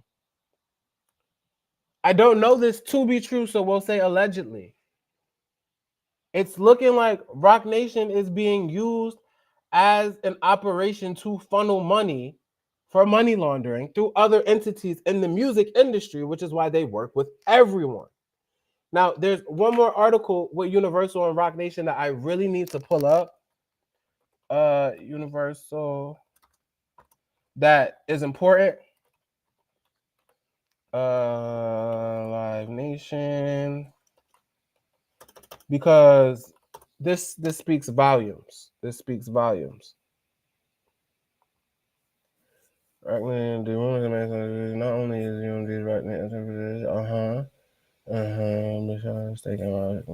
okay, I think this was it. Is Billboard going to try and make me pay for this article? Because God knows that's not happening. I'll find it somewhere else. Let's go here. I think this is the right article. Now, before I do this, y'all are playing. Let's get this over here. Present. Stop. Boom. Share screen. People, you're not getting this anywhere else right now. Please, Cash App the kid. Cash App the kid. Cash App the kid. My Cash App is on the screen if you want to donate. Matter of fact, I'm about to stop this shit till I get at least $1, because you're not getting this anywhere else. Somebody said, do you know why Julie Greenwald resigned? Julie resigned on paper. She got fired. Julie Greenwald did not resign. She got fired. But a lot of CEOs, when they get fired, they get asked to step down amicably and write a letter of resignation. And it's just like not burning the bridges when you leave a company. You know, still making it seem like you're leaving on good terms. People, until somebody cash at me, we're not even going to keep going on with this research, because none of this is free. Y'all are getting this for free. There's no more free. Y'all not getting this for free. Send some money. If you want this live to keep going, send some money. If somebody don't send some money, I'm cutting this shit and I'll just make a thread. I give y'all about, it's on the screen. Send some money, people. I'm very serious. If I don't see some money coming in soon, I'm cutting this shit. Yeah, the Cash App is on the screen. Yeah, I got about 10 minutes. Y'all see the Cash App on the screen. I'm about to go back to the complex article that we was about to read. And people, I don't care if it's $1. I don't care if you could send 50 cents, which I don't think that is possible. But do not have me sitting up here doing all this work and you consume it and it's for free. And we're not even really being entertaining today. I know I'll be up here and sometimes I play around and we joking and we get into the gossip. This is real shit that we get into today. Pay a nigga for his hard work because nobody else is doing it. In order for me to even understand all the shit that be going on, I sit up for hours upon hours upon hours upon hours. I didn't sleep for 2 days because I was up researching before I got on this live. I had not slept for 48 hours being up just doing research. Like I haven't, just because you can't just get up here and talk. You feel me? You have to truly understand what it is that you're talking about. Like a lot of people do live reactions and they're up talking. Thank you. You see, somebody said, hell no, keep this shit going. Thank you for the Cash Apps coming in, people. I'm not working for free. Other days I will work for free when we shooting the shits. When I'm sharing my research that I spend 12 plus hours on a day, but they said if she was a good partner and asset, why did they fire her? That's the thing. Atlantic was losing money. I just showed y'all they were billions of dollars in debt earlier this year. Do I need to pull that back up? They're losing money trying to take Nicki and Drake out. They're losing money. They're going broke. They're losing money. All this money getting spent on Nicki and Drake, and Drake is on tour, the highest selling female rap and male rap tour in the history of music. Whole time, these niggas are signed to Live Nation, and none of their artists have that under their belt. But back to what I was saying before I take my Cash App off the screen so y'all can understand the feel. Why I don't always ask for money. I don't press it. But y'all are going to Cash App me today because this is hard work. And this is just me explaining it on live. It's going to be much more clearer when I break it down today and do the thread. The thread may get put up tonight. It may get put up tomorrow. I might let the news do its rounds with the Universal lawsuit today, let it make its rounds, and then compile all of this into another thread how I do, because in order to even make a thread, and that's why I tell y'all, don't never let, like, I'm off that shit now, but nobody does my work for me. I sit up and I do this work by myself. If I'm making a thread, I can't even get up and just make the thread. I have to literally go and organize these thoughts and things so that it could be cohesive in a way. We're on live talking about it in a scattered sense. I'm going to condense it and make it make sense when I go and I do it in the thread. It'll be even more clear. But yes, the Cash App is on the screen. Have the money rolling in today, people. I'm only got asked today because today y'all are getting my work that I wasn't even ready to share yet. Meaning I didn't want to share it yet just because there are so much other things going on. But today y'all are getting my research. Today y'all are getting some of my research. There's a whole lot more research. There's so many research in different areas and different things. This is just with the Drake and the money laundering and the group of people, and showing that just because Drake is suing Universal, don't mean Jay-Z's not behind why that's going on either. And when I say Jay-Z, I mean Roc Nation, that whole group of people, that entity. But nah, y'all gonna come up off them coins today, because I'm doing the Lord's work. I'm doing the Lord's work. So, boom. And we're further right now. What we're doing, if you're just joining us, right, and I have to add on some new questions, you should have a pen and a paper or a notebook, or have your notes pulled up on your phone, because all you people want to act like you know what's going on the internet. Well, I'm helping you understand.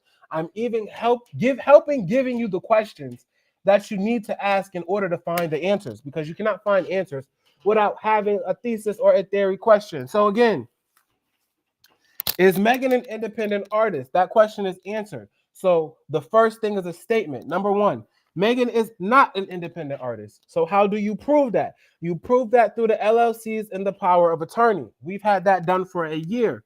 Check.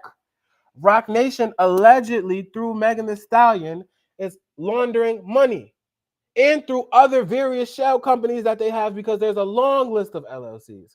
We have not 100% proved that yet. So that is a question. How is Roc Nation laundering money through the use of these LLCs, and who is a part of the group of the people that is laundering that money? The who right now that we need to prove would be Lior, Julie, Michael, Desiree, Jay-Z, Kevin Liles, and Co. Boom. 4, Roc Nation is distributed by Universal Music Group, who may also be a silent investor in Roc Nation.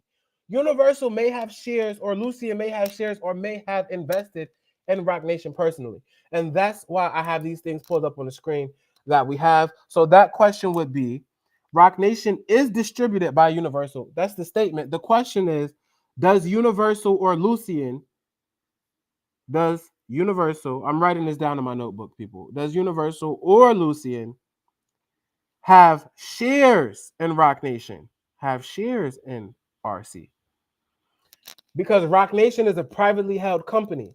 So whoever the investors are, we cannot see. The one main public investor that we do know of Roc Nation is none other than ding, ding, ding, ding, ding, ding, ding, ding, ding. We have it here. Do we have it here? Do we have it here? Do we have it here? Live Nation, who is listed as a manager or member of Roc Nation Sports. So the one that we can verify on paper that is an investor that we already knew is Live Nation. Live Nation is an investor and one of the co-owners of Roc Nation via their investment. We invest in you, we own this shit with you. Marcy Media LLC is Jay-Z, and we'll get into that later as we're talking about this money laundering things and all the companies. There's so many shell companies that you find with the Marcy Media. And then even with the Marcy Venture Partners, which is the investment firm that Jay-Z has right now, which is now partnered with Pendulum, it is now called Marcy Penn. It's no longer Marcy Ventures. And Marcy Penn, the principal on that LLC is simply Pendulum, meaning all these things are being taken from Jay-Z's name and being signed into other people's name. I showed you guys, again, just for the first example, how Desiree just became... What we doing here? This shouldn't be a screen share. This should be a tab only. Share screen, Windows, here, share. That's what should be popping up. Let me check in with YouTube and Twitch and make sure the right thing is on the screen real quick, guys. The right thing is on the screen. Okay. So, this says the start date of this was January. Boom. Then Marcy Ventures partners with Pendulum last year, and now Jay-Z is no longer the principal of Marcy Penn. That would be Barack Obama's former advisor's company. He would be the principal on that. So he is the operating principal of the LLC. It's all these companies that Jay-Z allegedly owns, but he's not the principal officer for any of these companies. And these are all recent changes. And so you have to ask yourself, and here's another question. Did they know for a long time that the tides were going to turn like this? Did they know at least a year or two in advance? Because they start switching so many things out of Jay-Z's name, and now they're in so many other people's name. That's for a different live, though, because that's not the focus topic of this today's live. But I just want you to know, these are things that I do have on deck. I'm not going to share everything that I'm researching, obviously, all the time. But just know that I be up and I be having the research, and it's all going down, and I always know what the fuck is going on. But it's important, and I don't pretend to know everything. Like, I don't know everything about shell companies and money laundering. I'm going to spend the next 24 or 48 hours educating myself on that so that the next time that we go live, we can go deeper and answer the question of if and how they are laundering money. I would have to understand money laundering more. I just know the basics of it, but it's like a simple but yet still complex thing to understand. So the next time that we are on live, we'll go deeper into the money laundering aspect of it. But right now, right, I'm really trying to show y'all how Drake is suing Universal. Kendrick is coming at Drake. But all of this is just this. It's the same thing they did with Nicki and Remy Ma and bringing Cardi out and having Megan. It's the same thing. But the only difference is they knew to come at Drake, you couldn't just come little. But even with Nicki, y'all sent all these little bitches at her and it amounted to nothing. It amounted to nothing. At least with Drake, Kendrick is close to his level, so it has done more damage than sending all these little girls that they sent at Nicki, because these girls are nowhere near her level, nor can they build them up to get there. Kendrick is already up there on Drake's level. He's just not at Drake's level, but they are peers. As far as female rap goes, Nicki does not have a peer, past, present, or future. She does not have a peer, and that's the biggest difference between Nicki and Drake. They have to go through her still, because there is no peer of Nicki Minaj. So no matter, even if you want to get Nicki out the way, she doesn't have a peer. There is no one that can stand next to her. There's no one that can do what she does. At least with Drake, the combined efforts of Future and Kendrick and this one can add up to a Drake. There is nothing that can add up to Nicki Minaj no matter what they do. And they've seen that in the last year when all the girls dropped their albums after Nicki dropped. Now, all of a sudden, all these girls got projects coming out. We 15 days in the year, all these girls go on mute. Nobody has anything out. Nobody's doing anything. Everybody's quiet all of a sudden because Nicki is quiet. But I bet you if Nicki poke her motherfucking head out tomorrow, bitches will start dropping music next week.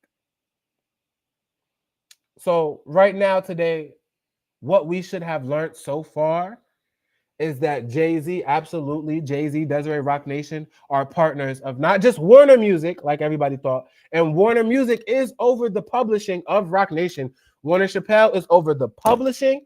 Universal is over the distribution, which therefore would tie them in with both Warner and Music. We saw Desiree Perez thanking Lucien Grange and naming him as a partner of Roc Nation. Then we go on the Roc Nation website and we see that Roc Nation has named.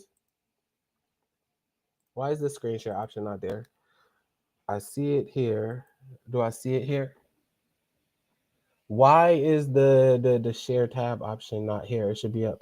Usually, guys, at the top of my screen, it says share this tab, but I don't see it. So I gotta have to keep doing it manually. Boom, boom, share this screen. All right, there we go. That should be good. Oh, because it's on screen share, it's not on individual, so it's just sharing the actual whole screen. That's not what I want. Okay, that's what I thought. And then we see here, we have Universal Music official website. We go down, Universal Music Group's family of artists, songwriters, labels, and distributed partners. And then we see Roc Nation is listed among them. So far, what we learned is that Jay-Z and Desiree, aka Roc Nation, is in business with Universal and Warner. They're no longer in business with Sony, but they still have ties to Sony. Sony CEO Roc Nation. I'm using the wrong keyboard. Wrong keyboard. Images. However, we do know that Roc Nation is in business with Sony in some shape or form because the CEO of Sony was popping out to the Roc Nation brunches. But that ties into Beyonce really being managed by Roc Nation, even though she's not managed by them on paper.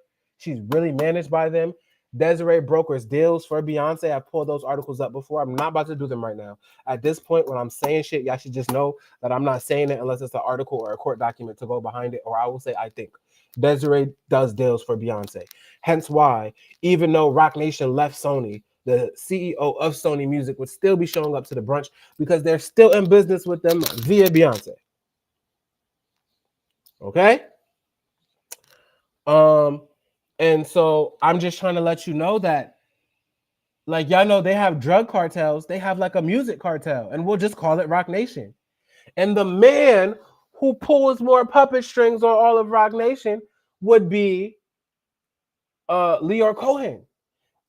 Because when we go back to the court documents for Emilio, he's saying that one of the reasons they drew the conclusion that all of these LLCs of Megan's are being used as shell companies is because all of these businesses are operated by at the same corporate address, which is the same corporate address that the 300 Entertainment, the Theory LLC, is operated at.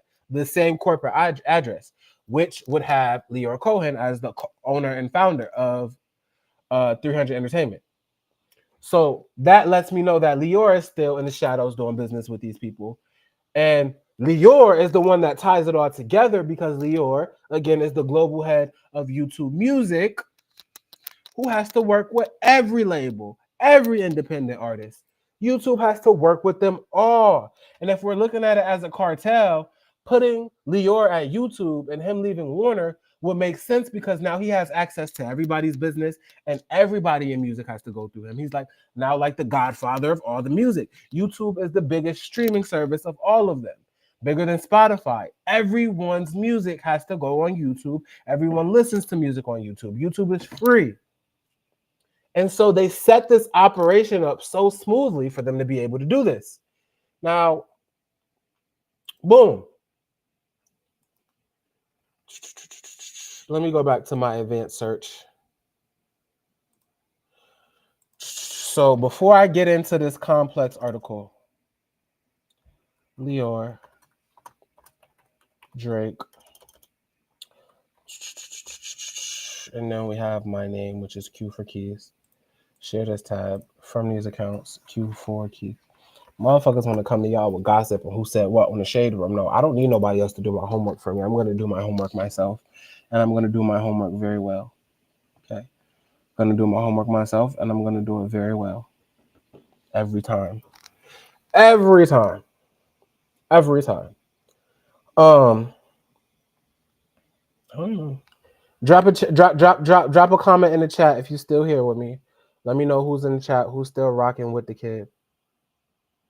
Somebody said, Keith, look up the director and CFO of Megan's nonprofit organization, Pete and Thomas Foundation, 2 Rock Nation employees. Also, T. Ferris is her manager who stole her from Carl. Conflict of interest. I know about the T. Ferris part. I'm going to look up the Pete and Thomas Foundation. Let me put that on my notes. Because I don't like to look up stuff. I don't like to talk about stuff I haven't looked up already before I'm on live. But when we come back out, which might be later, I'm going to end this live and maybe like I'll have a couple points that I want to make. But I do have to get that thread up, so we're not going to be on live forever. The biggest thing that I think was so important for everybody to get today was the fact that Jay-Z is a piece of why Drake is suing Universal, because they're partnered with each other. And no one's, I don't want anyone to deflect off the fact that Jay-Z and Rock Nation have a big part to play in what's going on with Drake. But y'all don't know. People in the industry, a reason why they don't speak out, a lot of people in the industry, is they're a part of the industry at the end of the day. They're still a part of the system. Even if they don't agree with the system, that's their job, right? Like, for example, if you're at work and you have issues with your job, there's certain things you're not going to discuss with your job to the public because you feel like you can get in trouble. You're not going to get on an Instagram live and start bashing everybody that works at the same job place as you, that puts money in your pocket when you can't go nowhere else and make money and put it in your pocket. You're not going to just get up and tag your live and you have millions of followers and let people know what's going on at work with your boss when certain things are supposed to be private. Drake and Nicki still have to work in this industry. So there's things that they're going to say. There's things that they can't say. And that's where a nigga like me comes in, because I'm going to go find out the things that they wish they could say. And I'm going to tell them to you guys. I'm going to find it out on my own. I'm pretty sure Drake wishes he could come out and say shit that he do. But he posting Solange on his story, suing Universal. But there's still certain things that just have to be said through lawyers and this and that, or cryptic messages. There's certain things that nobody's ever going to be able to come out be able to say, because at the end of the day, this is still their workplace. This is still how they feed their family. They're just trying to clean up the workplace because the system is broken, and we know the system is broken. But at the end of the day, they're still a part of the system. They're like inside, outside, like on some shit that Michael Jackson was trying to do. Clean up the system while still operating in the system, because you're now a part of the system. And that's just what it is. That's just how it works. So before I get into the Complex article, which is important, let's get into which I've been to, which is Drake and Leo are having beef. I heard that happened with Drake with you. Didn't I heard you all but had Drake in the... You see his demeanor when Drake's name, and y'all have to pay attention to things like that too. He gets salty, he sucks his teeth, he gets aggravated. I heard that happened with Drake with you. Didn't I heard you all but had Drake in the bag. Crosses his arms, gets pouty, all of that. I heard that happened with Drake with you. Didn't I heard you all but had Drake in the bag, and then Drake, the truth is, Drake shook my hand. And said it was a done deal. Shook my hand. And this would have been at Def Jam or 300? Def Jam, son. And then I heard that you see? I heard he shook your hand, it was a done deal, and then you found out he wasn't signing at an award show. Everybody had on the Cash Money shirts or something like that. Yeah, it doesn't matter. It doesn't matter. He didn't stop the party. Mm-hmm. I'm happy for him, and I'm happy for his fans. It's all good. Did that hurt your feelings, though? Didn't hurt my feelings, but, I'm old school. I come from a different thing. You want to fight? What? Yes, you want to fight. No, I didn't want to fight. He just wanted him to keep his word. I didn't want to fight. I'm not interested in fighting. No, they're just interested in ruining people's lives, blackballing them, allegedly offing people when they don't do the things they're like, money laundering, stealing, conniving, and trying to steal culture from black people. Did he at least tell you why? I really don't spend time backwards. Okay? It's like I keep moving. From what I understand, Drake was supposed to sign a Def Jam. He shook your hand and said, the deal is done, only to sign a Cash Money. Hey, that's how things go. Do y'all see how aggravated he gets every time people bring up the Drake situation? So when I'm telling y'all, these niggas have been plotting, scheming, and everything and conniving on Nicki and Drake this whole time. And not just Nicki and Drake, but Nicki and Drake are the final bosses. Those are the final bosses. Tory is even a little fish. But we're going to break some of this down a little bit more, because I'm going to talk. I was talking with the KCA team separately, because we haven't had a group meeting in a minute, but talking to them each separately and coming up with different things. We'll get into theories in the middle in a little bit. So give me a second. Yeah. Okay. From what I understand, We'll get into Drake was supposed to theories sign in a a Def Jam. second. And as you see, Jay-Z, this is Jay-Z dissing Drake. And Jay-Z is a mentee of Leor Cohen. And so, yeah, this group of people who, when I first started this last year, thought they just had an issue with Nicki because she didn't want to sign to Roc Nation Management. It's a deeper issue. But me just staying on that wagon trail led me down to figuring these things out. And everything, I didn't even realize, I knew everything that I was compiling last year ran together, but you also have to let things play out. With the whole beef shit playing out and then the Universal lawsuit and then me putting these things together and me getting my questions and the theses and all of that, then I was able to find out, oh, okay, so the ops is more oppy than I thought and the operation is deeper than I thought. Even so far as to be trying to stop artists from being able to go independent, which again, we'll get into a little bit of that today. That's going to be a different live. I want my lives to be focused so that when I upload them to YouTube and I clip them, everything from that live was pertaining to the same topics, you know? But this live is going to be on YouTube. I don't think I was in the Twitch affiliate, but I stopped going live for like 3 months. So I think we have to get that affiliation back up. But we'll work on it. We'll work on it. We'll work on it. We'll work on it. We'll work on it. We'll work on it. We'll work on it. I want my Twitch back up to how it was before I started neglecting it. I just think it's crazy how all these things came together organically without it being my intention to find out that they have like this little music cartel where they're going in, and this is how they're able to bully everybody because they really have their hands in everything, on everything. So let's get into this article. And I think this is the article that I was reading.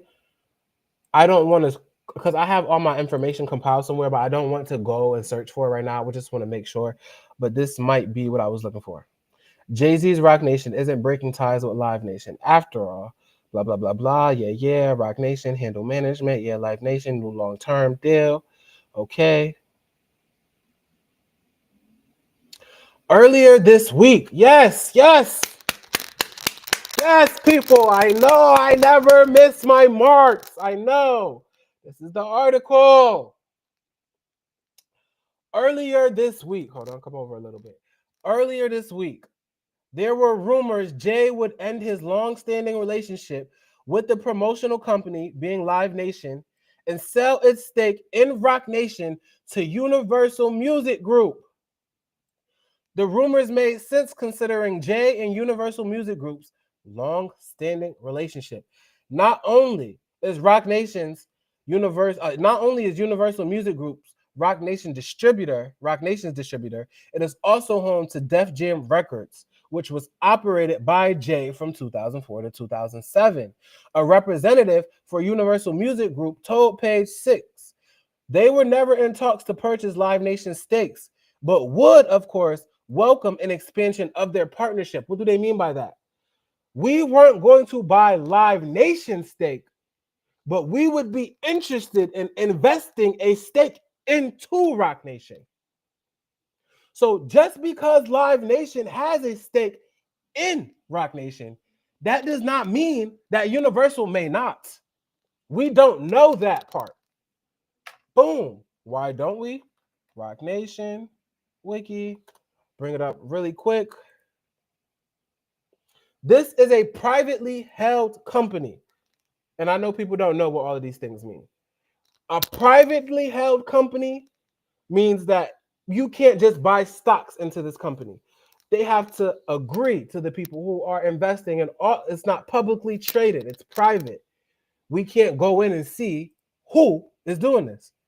Let's just read it verbatim. A privately held company is a company whose shares and related rights or obligations are not offered for public subscription or publicly negotiated in their respective listed marks.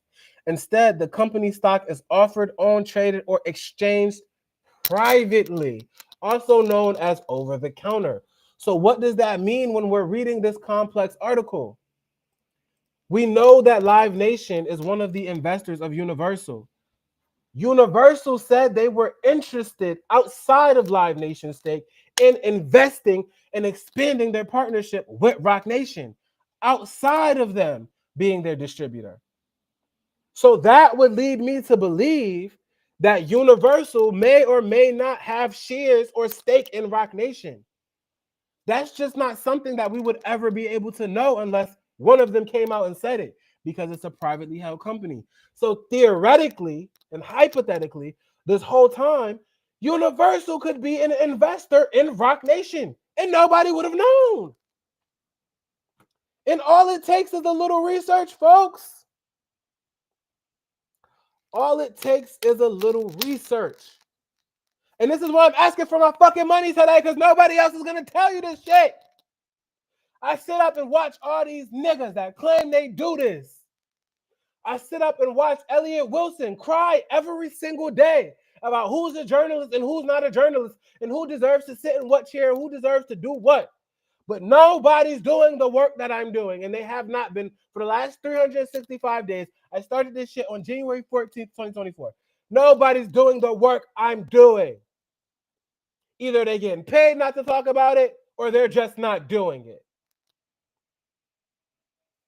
But I don't want y'all to think that this Drake beef with Universal is separate from the Drake beef with Rock Nation or any of that. It's all the same thing. It's all the same thing. It all leads back to the same thing. It all leads back to the same place. But just because I'm on and I'm gonna be real with y'all, I have not been live every day like I used to, and I don't post the news every day all the time. I have shit that I'm going through in my own personal life. But at the end of the day, right, I still tunnel vision through that shit because I really love this shit that I do. It's not even that I just be honest to be on niggas' ass because I love Nicki and Drake. I do love Nicki and Drake, and I do like getting on Nicki and Drake's ops. I do. I love it. I love it. I do. Especially Nicki. Drake, me and Drake have a tumultuous relationship where it's one-sided because he doesn't know who I am, but I still love him, and that's my brother. But like I have a tumultuous relationship with him because it's like he be doing things to make me mad, and then he be shady to Nicki, who's my sister, who I love. You know, this is the family dynamic that I have made up in my head, that Drake is my brother and Nicki is my sister. And so I ride for them, you know? I'm delusional, and that's okay. But it's not only because of that. I really, ever since I have started it, it's just something I was made for. I love this media shit.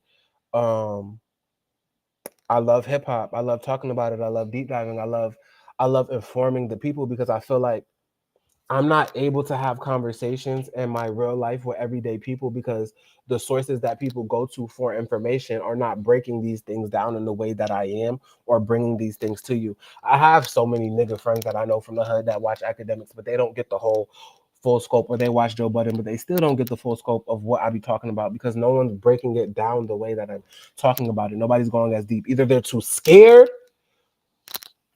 don't have the intellect, or just or are too lazy. Some people do know what I'm talking about and they're just too scared to talk about it. Let me tell you something. I cannot be scared out of not a goddamn thing because nobody scares me. Not nobody. Nobody scares me. I grew up like that too. The only difference is them niggas got money. Nobody scares me. I'm going to talk about what I want. Nobody can't bully me. Nobody can't send a million bots to my page and make me feel like I don't want to talk about what I want. Nobody can't say anything to me that's ever going to discourage me from getting up here and talking about what I want to talk about. Nobody could ever give me an amount of money to not talk about what the fuck I want to talk about. Nobody could ever tell me what the fuck I want to talk about. Nobody could ever come up and tell me to no.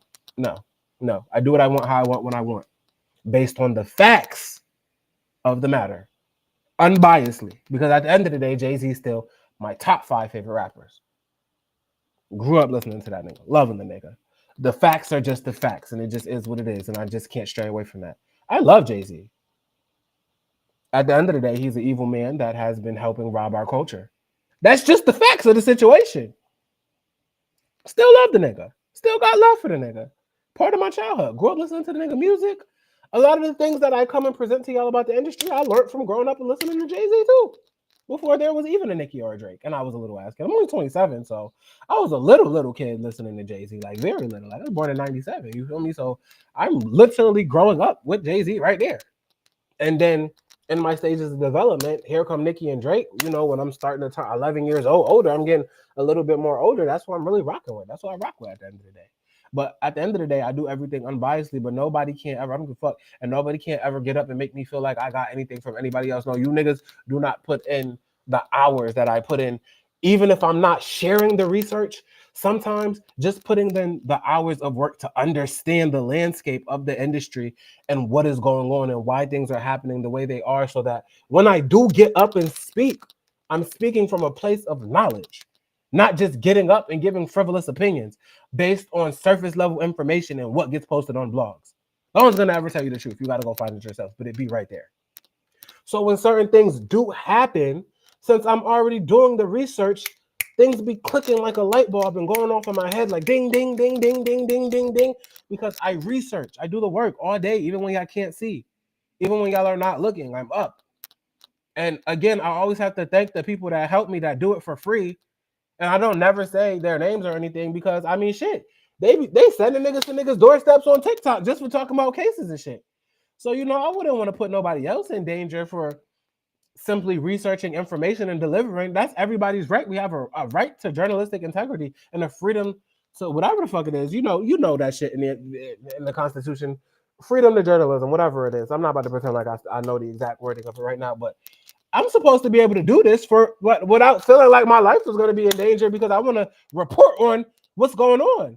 It's not my fault if you niggas is doing illegal things and conniving against people and plotting and scheming, and I'm able to draw the conclusions and put it together. And then when everything comes out, it's looking like everything that I'm saying. That's not my fault. I shouldn't have to feel threatened or feel worried about getting up and talking about things that's going on because people kill people over money and things. I should not be able to properly acknowledge the people publicly that help me because I have to be for fear of their safety because of where they may be at and people being upset because we're seeing in real time people are sending private investigators and people to people's homes simply for telling the truth. But that's the case. But I always want those people that do help me to understand that they don't care if their name gets said based on all the things that I just said, but I always want them to know I'm never, as when it comes to all like putting everything together and writing threads and do all that, that's me. I do all that. But when it comes to having people help research certain things, bring me current events too while I'm researching, bounce ideas off of each other, talk about it, give theories and things like that, I'm appreciative of the 5 people, I would say mainly 5, that I speak to on a daily, and we put our heads together and do this. You know, because it takes a team. No one can do everything by themselves in life. Everything always takes a strong team. So yeah, I would say I pull in about a bulk of 70% of the work. But the other 30% that they help me with is what helps this shit run. And they work for free. And again, I've been telling y'all this from day one. I'm going to make sure I get into a position where all the people who help me don't have to work for free because I don't want them to work for free. And the shit that we doing, we should all be making a lot of money from the shit we doing because shit, everybody just steal it anyway and act like they knew what was going on. Get on their bigger platforms and just act like they know. But I don't want the people that work with me to work for free. We be doing work like we get paid for this shit. We work for free. I just told you I didn't sleep for 2 days up researching with a broken heart. I'm going through a nasty heartbreaking breakup right now. I'm be very transparent about it. That has taken my whole life and I went through a whole motherfucking traumatic experience of a life change from a breakup. And yet still I got to get up and work, and I work like I get paid $1 million for this shit. And most of the time I'm working for free. But I love this shit so much that I don't care to work for free because I know it's going to amount to something. Do you know how many people that are successful that had to just do what they love and work for free? I don't care about the working for free part, but I do care about the fact that other people work with me, basically damn near for me, and be helping me, and I can't pay them. I feel bad about that shit every day. But I love what I do, and I'm going to keep doing it. And, you know, I just feel like I'm like, you know, I'm good on the, we could have days like today where we're digging deep, we're informative, and we talking about things, pulling up the facts, drawing conclusions. We have days where I'm making threads, and then we have other days where we're doing the entertainment part, entertainment news. We're doing the news part, and then sometimes we're entertaining. Sometimes we up here just talking shit, cussing people out, dragging people, reading people down, having fun. But I feel like I have a great balance of both. That's something a lot of people can't bring. And so, I'm just very proud of myself. It's crazy how all of these things are coming together. I'm very proud of myself. I'm proud that people are waking up every day and that I'm a part of it in the forefront, in a way, in the background, in the forefront, but in the background, in a way that people can't see, helping steer the conversation since last year. I'm proud of myself. I am. But I hope that you guys are paying attention because I'm dropping free game today, game that I usually do not drop, with the questions that I'm telling you that y'all need to be asking because, I stopped making threads because everybody just swear they're a threadtician, a thread magician. Like, I could just get up and talk about it, but I stopped making threads, and this is information that I've been researching for like the last 4 weeks, and still yet nobody has brought you this information. No one has did this because no one's gonna do what I'm doing. That's just at the end of the day, and I'm gonna be cocky, not even cocky, just self-aware that no one's gonna break it down how I am and bring you it the way that I am and really talk about it. Like there's other things that other people do that even help me in a way too, but no. People need to really understand that when we're talking about the Jay-Z and Universal thing as it pertains to Drake, it's one thing. It's one thing. It's one thing. And then even how me looking into this lawsuit with Emilio Garcia helped me see what's going on with the money laundering, why Drake brought his label over to Sony instead of Universal. All of these things tie into each other. And you just have to do the work to look and to see how they tie into each other. And that's where I come in because I don't wait for somebody else to post something on the blog. I'm not waiting for the Shade Room. I'm not waiting for NBC. I'm not waiting for Yahoo. I'm not waiting for Daily Mail. I'm not waiting for Joe Budden. I'm not waiting for academics. And half of the time, they're still not, especially when it comes to a Joe Budden. Joe knows all this shit. But Joe's a part of the system too, and Joe got to get paid. And Joe's not going to come out and talk about the things that I'm talking about. Joe know all this shit I'm talking about. So I can't sit around and wait for another nigga to want to get up when I've built it up so that I have a little bit of an audience and we can retweet, spread, share, make the news go like wildfire. I'm not about to wait for another nigga to do this when I could get up and do it myself. Because this is the shit that's going on, and this is the shit that the people really need to know. This shit is going on in everybody's faces. So now we got to figure out, well, not we, me and my team, I got to figure out how I can dig in and figure out if Universal has invested into Rock Nation. Because it's looking like Universal, or at least Lucian himself, has stake in Rock Nation, along with Live Nation. And it would just make more sense. And I'm just talking about the Drake part of it. I'm not even talking about when all the barbs be on Twitter asking, well, why isn't Republic doing this? Why isn't Universal doing this? Why aren't they doing this? Why aren't they doing that? Well, apparently they're working with the ops too. So here's the thing. They have no choice but to make money with Nicki and Drake because Nicki and Drake are the biggest money makers in hip hop. However, at the same time, with them trying to make money, they're trying to move them out the way so they can make money with these other artists. Look at this shit right here. Look at this shit right here. Hold on.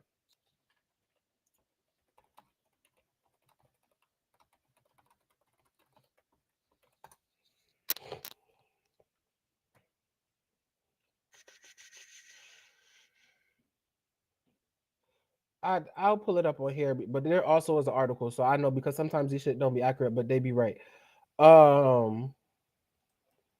Republic Records was interested in signing Megan Thee Stallion while she was in the middle of the beef with Nicki. They were one of the people that were thinking about signing her. You have to ask yourself, why would they do something so fucking oppy? I'm showing you people why.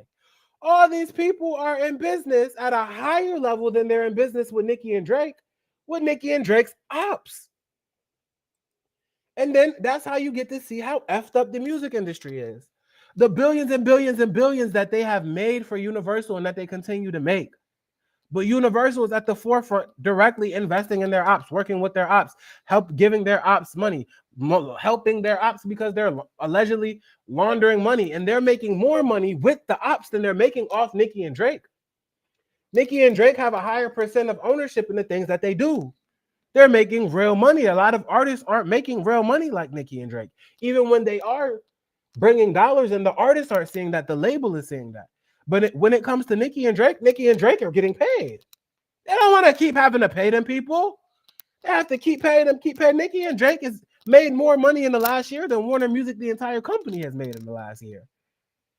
There's no way 2 artists should be making more than a whole entire company.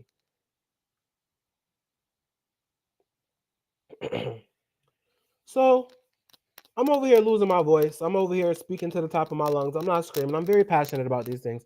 And I'm very passionate about Nicki Minaj and Drake. Very. Even though Drake is the op sometimes, that's still like, he's a snake, but he's my snake. I always tell you that. Like, I know what cage to keep my snake in, but I'm not about to let you other niggas play with my pet snake, okay? I'll let the snake be a snake. I don't even fuck with snakes. But it's still my snake. I got the snake ducked off in the motherfucking back shed in a cage in the garage somewhere. But you niggas can't come to my house and go to my garage and my shed and fuck with my snake, even though I don't fuck with the snake. Y'all can't fuck with my snake. I know Drake. I accept Drake for who he is, and I fuck with Drake more than these niggas, okay? At the end of the day. But as far as the whole Todd Moskowitz thing, Drake bringing OVO to Sony, and that's just going to be things that I tie into the thread. But I really hope I opened your eyes today to show y'all that Roc Nation absolutely is working with Universal.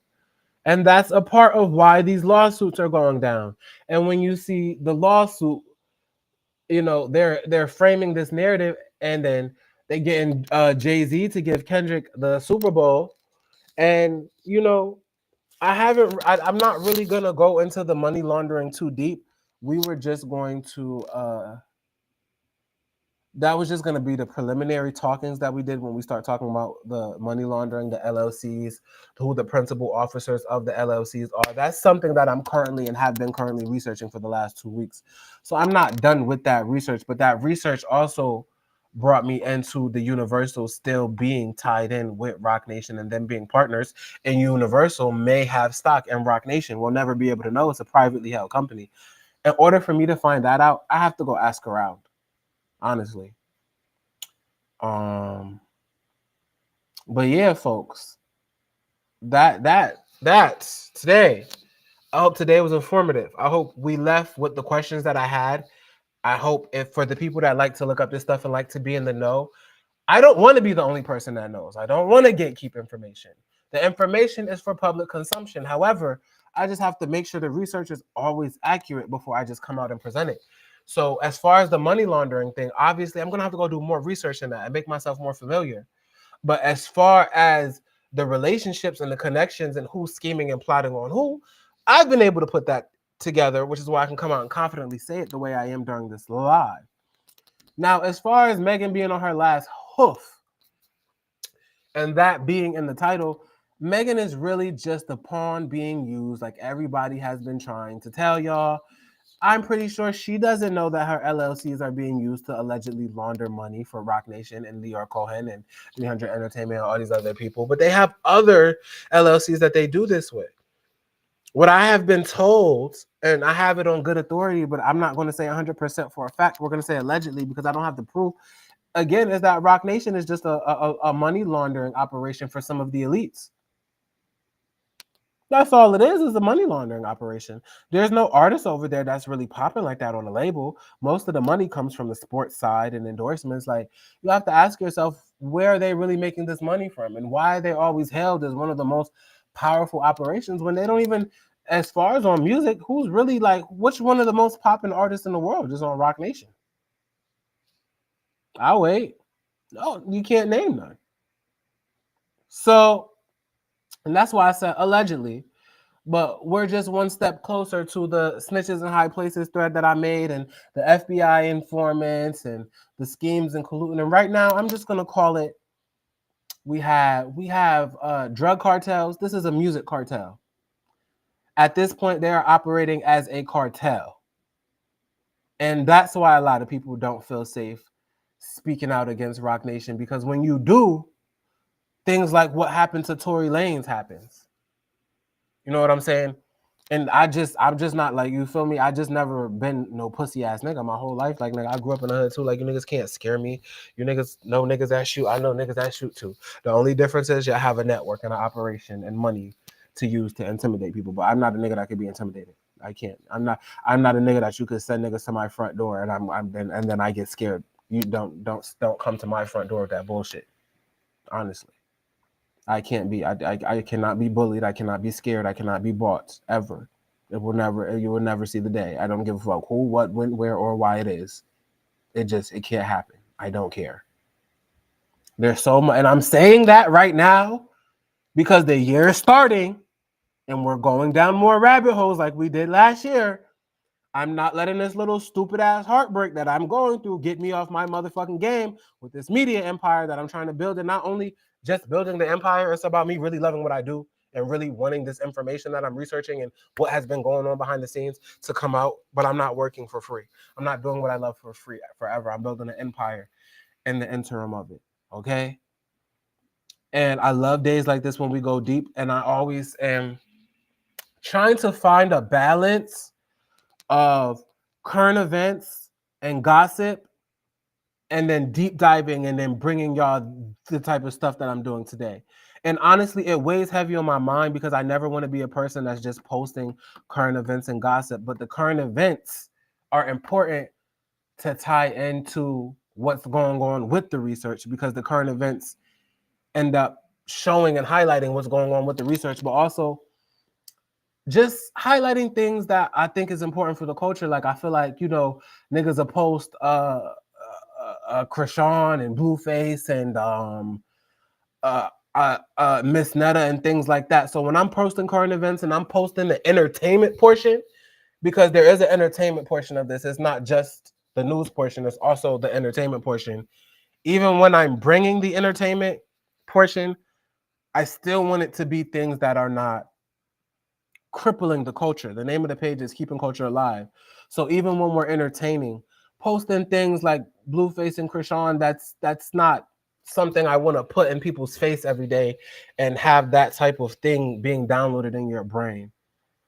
Now, of course, it's people I don't like and people I don't fuck with based on who my favorite artists are and things. I'm always gonna laugh and kiki about that and post things, but also with me doing this for a year now, I realize there's so much more to keeping culture alive.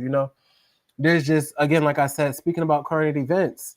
I mean, even like the shit that's going on with Offset and Cardi B, and being able to come to you guys like I did yesterday and speak about relationships and narcissists and stuff. All of that is a part of keeping culture alive. It's not just that. There's so many facets, and I'm still learning, and trying to be more well-rounded with all of the things that I do. But I always thank you guys for rocking with me.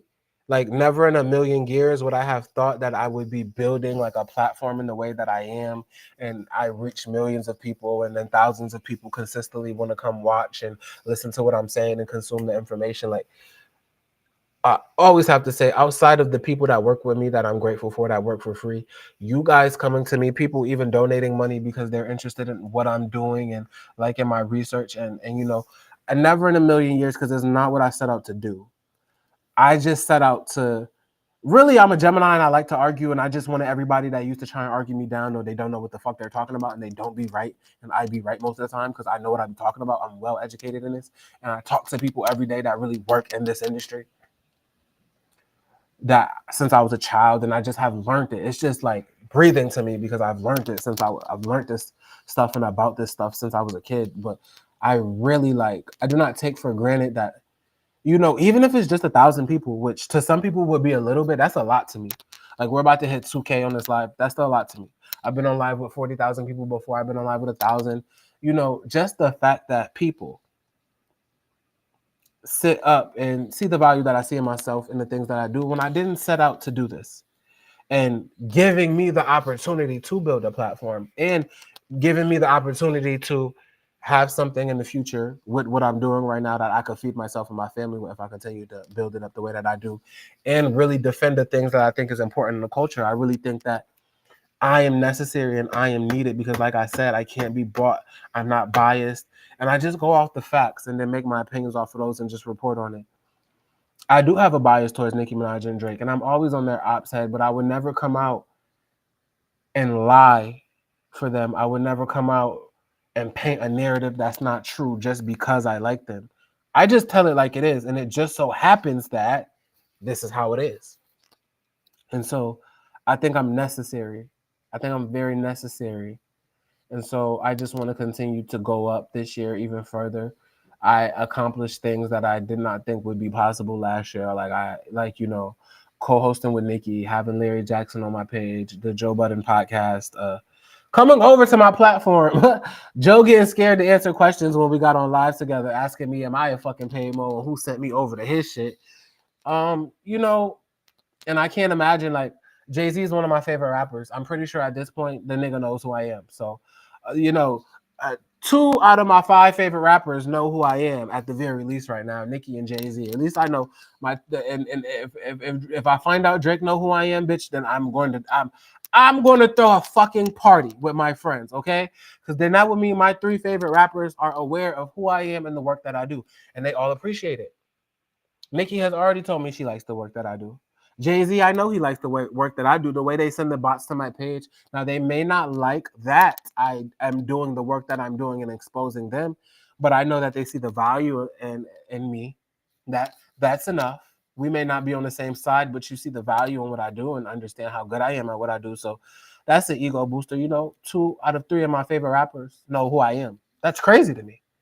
That's fucking crazy to me because I just was a nigga just tweeting my thoughts on the internet, trying to get Stan Twitter to get their motherfucking head out the gutter, and now here I am, like, have accomplished so many things, and you know we're just trying to build and go further and further and further and further and further and further. But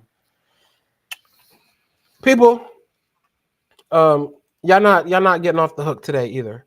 I have brought y'all a lot of things, and I promise y'all for the rest of the week, there is shit coming. There's research coming. Research that nobody else is going to present to you. The Cash App is on the screen. Support the channel. Support the person. Support the platform. Support the people. Somebody said, I wonder if part of Drake's goal is to block that song from being played at the Super Bowl.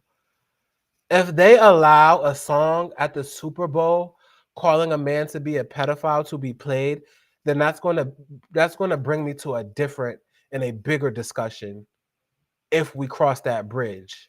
But we haven't got there yet because the Super Bowl is supposed to be a family network. So it's still supposed to be limited as to what you can and cannot be doing. You shouldn't be able to go on the Super Bowl and rap a song called Certified Lover Boy, Certified Pedophile. Y'all know I like Not Like Us. I was the main one telling Kendrick how to beat Drake during the diss, what Drake was doing. Why though?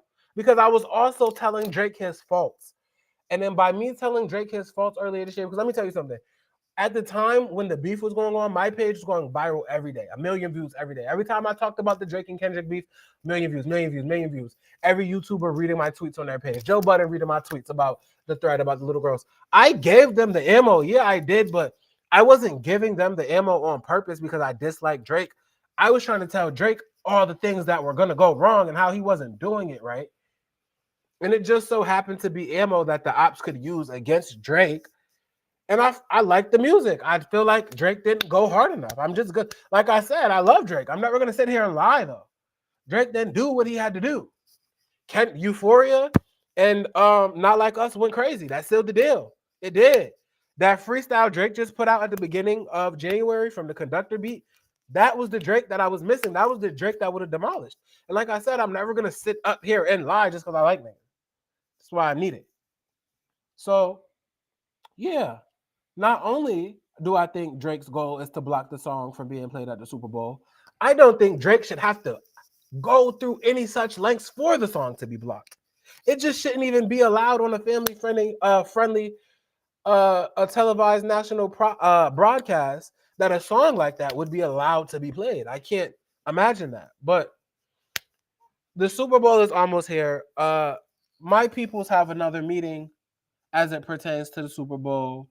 Actually, tomorrow. Actually, tomorrow.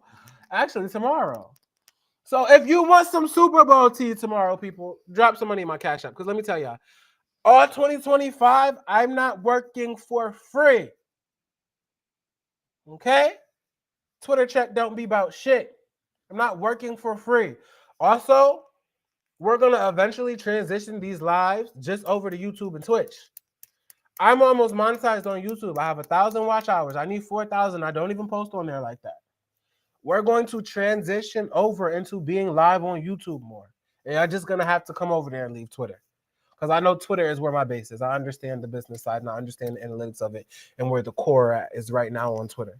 But we're going to start translating that over to other places and platforms, not just Twitter. Twitter is not about shit, and Twitter is a platform co-operated by Jay-Z in some capacity. The Cash App is on the screen, people.